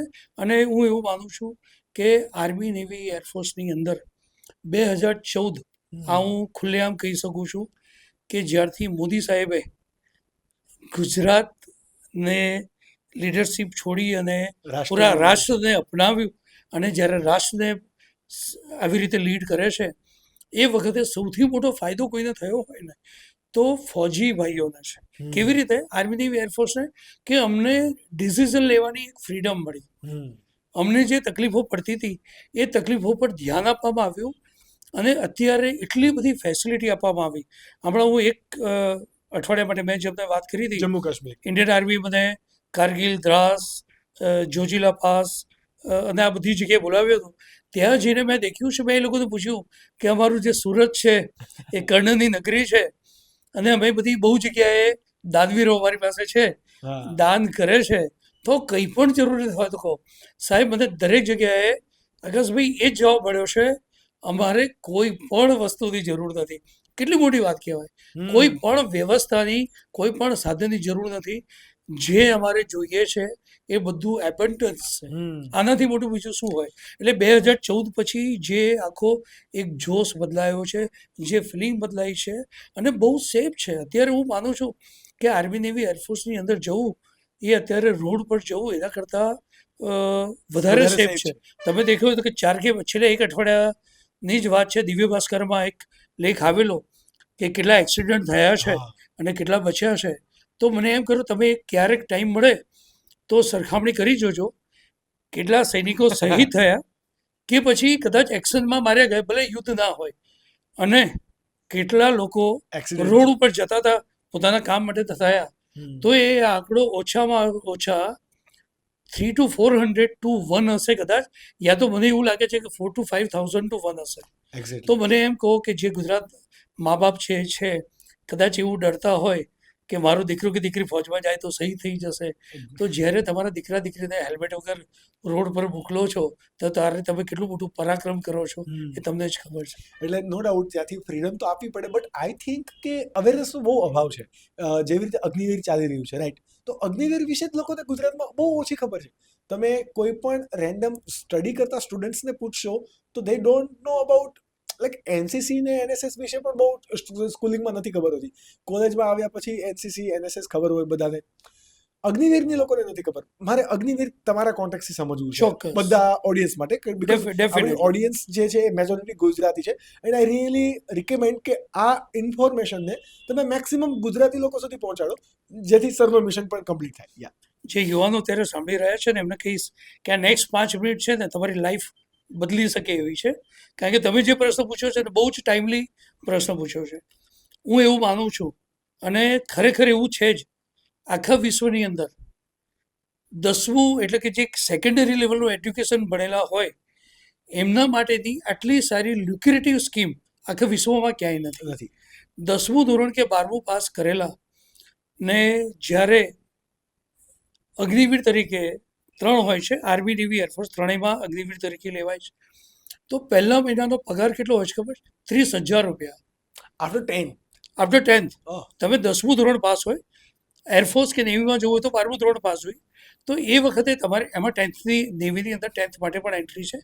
તો જ્યારે તમે 10મું કે 12મું ધોરણ પાસ કરી અને ફૌજમાં જાઓ છો અને પહેલા મહિનાનો પગાર તમારો 30,000, મને એ વિચારો કે કદાચ હું બીજા કોઈ પ્રોફેશનને ક્યાંય ડિગ્રેડ કરવા નથી માગતો, પણ સપોઝ એક એક્ઝામ્પલ લઈ લે કે એક એન્જિનિયરનો, તો સપોઝ એક એન્જિનિયર પણ જ્યારે 10મા પછી 2 વર્ષ 12મું કરે છે, 12મા પછી 4 વર્ષ એન્જિનિયરિંગ કરે છે, અને જ્યારે જોબ શોધવા જાય છે ને તો એને 12,000 15,000 કે આવી કંઈક જોબ, હા કદાચ કોઈક સારી જગ્યાએ પ્લેસમેન્ટ થઈ ગયું તો જુદી વાત છે, પણ એવરેજ દેખીએ તો 12-15,000ની નોકરી મળે છે, અને અહીંયા 30,000ની ગેરંટીડ જોબ, અને એમાંથી પાછળ તમને 2 કે 3 મહિના પછી કાઢી મૂકવામાં આવે આવું પણ નથી. અને હું એક નાનું કમ્પેરિઝન કરાવી દઉં, જે પણ મા બાપ કે સ્ટુડન્ટ સાંભળે છે એમના માટે, કે 2 ક્લાસમેટ છે.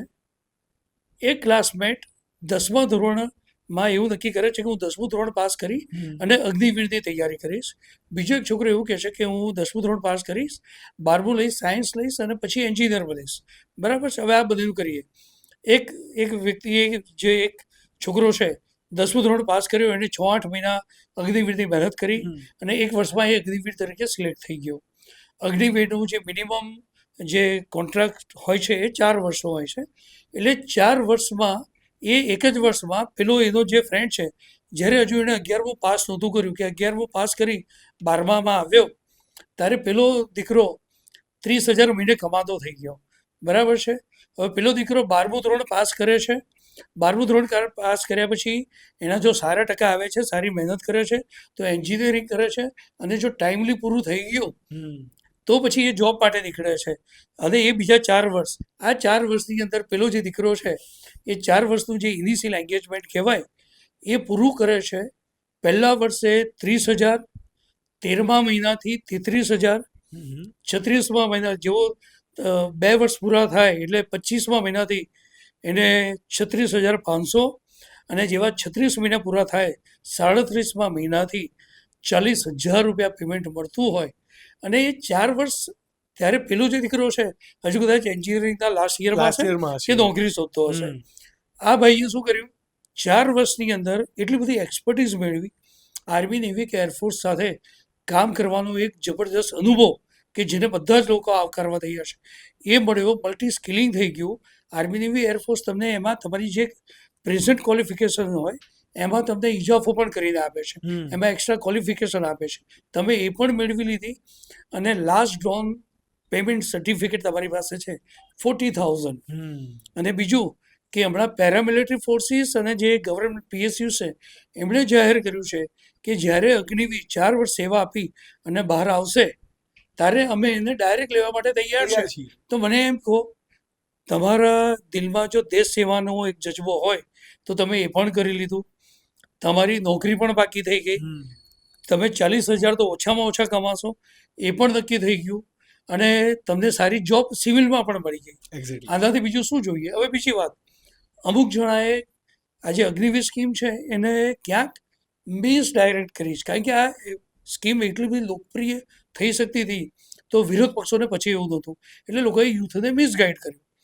ગુજરાતમાં અમે સતત ટીવી પર હતા અને ગુજરાતના યુથને મિસગાઈડ નથી થવા દીધું એ વાત જુદી છે, પણ લોકો એવું માને છે કે યાર અગ્નિવીર તો 4 જ વર્ષ માટે છે. તો દરેક જે યુવા કે યુવતી આ સાંભળે છે ને એમને મારી ખુલ્લી ચેલેન્જ છે કે જો તમારામાં દમ હોય ને તો ઇન્ડિયન આર્મી, નેવી, એરફોર્સ એવું નક્કી કર્યું છે કે 100માંથી 25ને તો અમે પરમેનન્ટ બનાવીશું. તો શું તમારામાં એ દમ નથી કે તમે જો 100 તરીકે સિલેક્ટ થઈ ગયા તો એ 100માંથી તમે 25માં પણ આવી શકે? Give your best. Why you want to accept yourself before joining કે તમે એ 100માંથી પેલા લાસ્ટ 75માં આવશો? Try to prove your worth. અને આર્મી, નેવી, એરફોર્સ તમને આપે છે અને એવું છે ને કે રિસ્ક તો લેવું જ પડે. ડેફિનેટલી રિસ્ક તો લેવું જ પડે, કરિયર હોય કે બિઝનેસ હોય, કોઈ પણ જગ્યાએ. અને હું માનું છું કે અગ્નિવીરમાં દીકરા અને દીકરી માટે સારી તકો છે, બહુ જ સારી લાઈફ મળે છે અને એનાથી તમારે દેશ સેવાનું પણ સપનું સાકાર થાય છે અને બીજું સારું કેરિયર બનાવી શકો છો. એટલે હું માનું છું કે અગ્નિવીરનો ચાન્સ મળતો હોય તો ખોવો ના જોઈએ. અને મેં તમને કીધું કે આ ક્વેશ્ચન તમે એકદમ રાઇટલી પૂછ્યો છે. તો ગુજરાતના યુવાનો માટે જબરદસ્ત ખુશખબરી છે. અગ્નિવીર વાયુ એ ઓપન ભરતી અત્યારે જાહેર થઈ ગઈ છે અને આ જે ઓપન ભરતી છે એ વડોદરામાં 27 ઓગસ્ટે લેવાવાની છે. 27 અને 28 ઓગસ્ટ એ દીકરાઓ માટે છે, પછી એક દિવસ છોડી અને 29 અને 30 તારીખ એ દીકરીઓ માટે છે. એટલે અગ્નિવીર વાયુ મેલ અને અગ્નિવીર વાયુ ફિમેલ. અને એમાં જે છે જેણે 12મું ધોરણ પાસ કર્યું હોય અધર દેન સાયન્સ સબ્જેક્ટ એમના જ માટે છે. એટલે તમારા આર્ટ્સ કે કોમર્સમાં તમે પાસ કર્યું હોય 12મું ધોરણ પાસ અને કેટલા ટકા હોવા જોઈએ? ખાલી 50%. અને એ 50% સાથે એક નાની શરત એ છે કે ઇંગ્લિશમાં તમારા 50 માર્ક મિનિમમ હોવા જોઈએ. જો આટલું જ હોય તો તમે અગ્નિવીરની ભરતી વડોદરામાં જઈને આપી શકશો. અને આની વધારે માહિતી છે હું આજ પોડકાસ્ટ તરફથી બીજી તમારા સાથે શેર પણ કરીશ કે યા તો તમારા પ્રશ્નો કે તમારા જ્યારે નંબર જો શેર કરવામાં આવશે આ પોડકાસ્ટ સાથે તો તમને પૂરેપૂરી માહિતી અમારા તરફથી આપવામાં આવશે. એક ખાસ વાત કહી દઉં કે ગુજરાતની અંદર તમે કીધું ને કે આપણી પાસે મોબાઈલ ફોન છે, આખી દુનિયા છે, ના જાણવાનું આપણે ના જાણવાનું અને ના સમજવાનું બધું જ શોધીએ છીએ, હા પણ જે આપણને કામ લાગી શકે એવું શોધતું નથી. હું કેટલાય યુવાનો સાથે કોલેજમાં પ્રોગ્રામ હોય ને વાત કરું તો એવું કહે કે અચ્છા સર જેને સાયન્સ ના હોય એ પણ એરફોર્સ જઈ શકે. મેં કહ્યું તમે ત્યારે ગૂગલ બાબાને પૂછ્યું? અમને તો નહીં પૂછ્યું, પણ ગૂગલ બાબાને તો પૂછો. એક્ઝેક્ટલી. જેણે સાયન્સ નથી કર્યું એ પણ આ એરફોર્સ અને નેવીમાં જઈ શકે છે.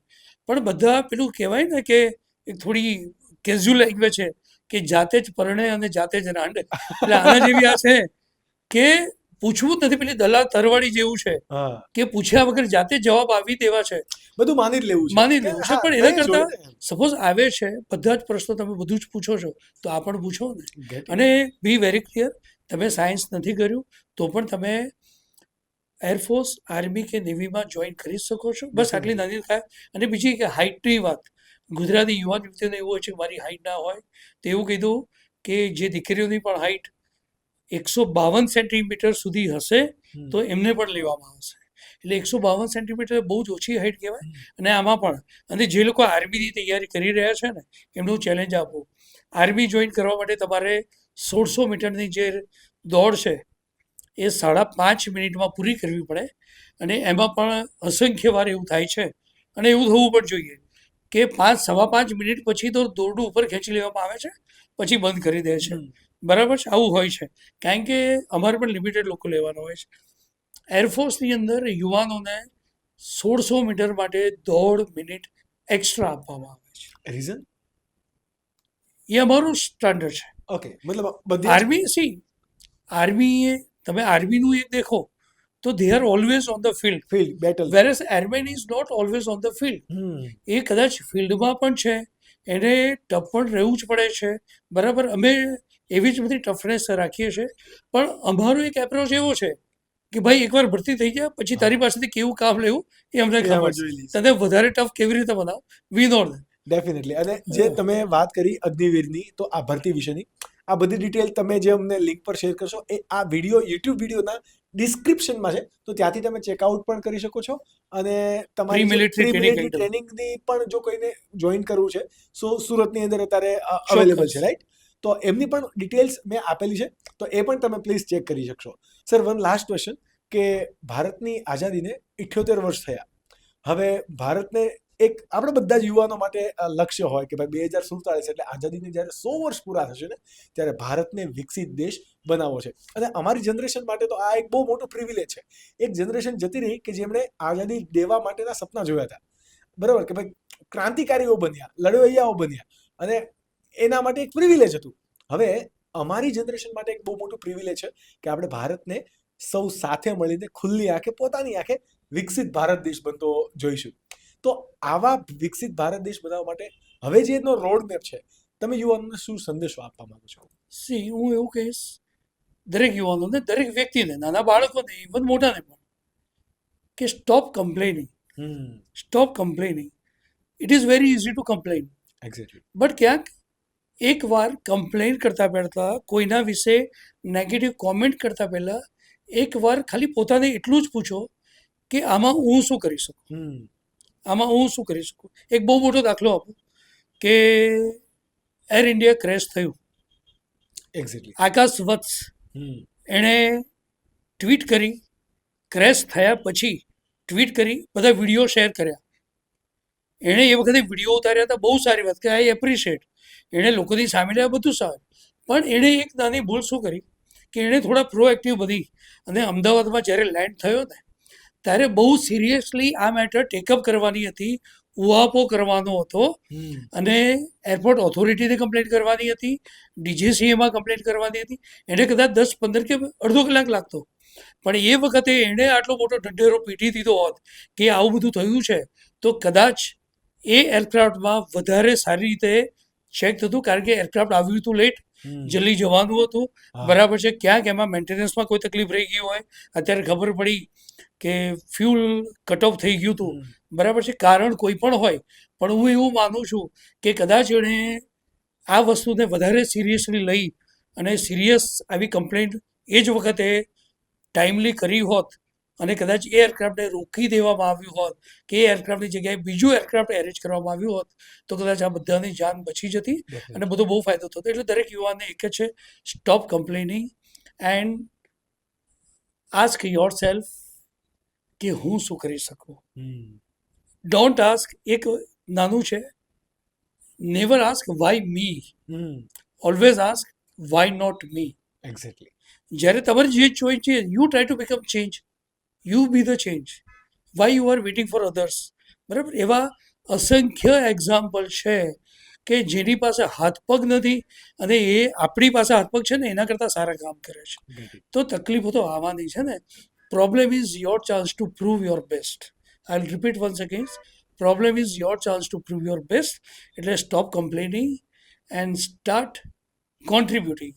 જ્યારે દરેક વ્યક્તિ પોતાનું કોન્ટ્રીબ્યુશન સમાજ માટે, દેશ માટે આપતો થશે ને, તો હું માનું છું કે તમને જે જોઈએ છે ને એ બધા કરતાં બહુ સારું મળશે. અને એક નાની સલાહ, દરેક વ્યક્તિએ એક વસ્તુ ખાસ કરવું જોઈએ, તમારી પાસેથી તમારી ફેમિલીની, તમારા સમાજની, તમારા દેશની જે અપેક્ષા છે, સપોઝ તમારા એમ્પ્લોયરની કોઈ અપેક્ષા છે, try to give only 10% extra than what is expected. Exactly. તમારી પાસે જે પણ અપેક્ષા હોય એનાથી ફક્ત 10% તમે એક્સ્ટ્રા આપશો ને તો તમે ટોળાથી બહાર આવીને ઊભા રહી જશો અને આજ તમારું આખું જે કેરિયર છે ને એ બનાવશે. અને ડેફિનેટલી આ રીતે જ કોઈ પણ યુવા એ ભારતને વિકસિત ભારત બનાવવા માટે કોન્ટ્રીબ્યુશન કરી શકે છે. અને એ જ અમારો ઇન્ટેન્શન છે કે આ તો આઝાદીના 78 વર્ષ થયા, પણ હવે આવનારો જે રોડ મેપ છે ને એના માટે ટીમ આકાશ ઉકાણી અને આપણા જેવા જેટલા બધા અમારા ત્યાં ગેસ્ટ આવે છે એ બધાનો એક જ વિઝન છે કે વિકસિત ભારત. અને જો તમને આ પોડકાસ્ટથી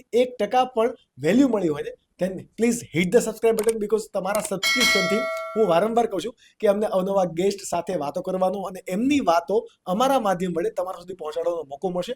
ત્યાં સુધી please follow your skill with Akash Ukani.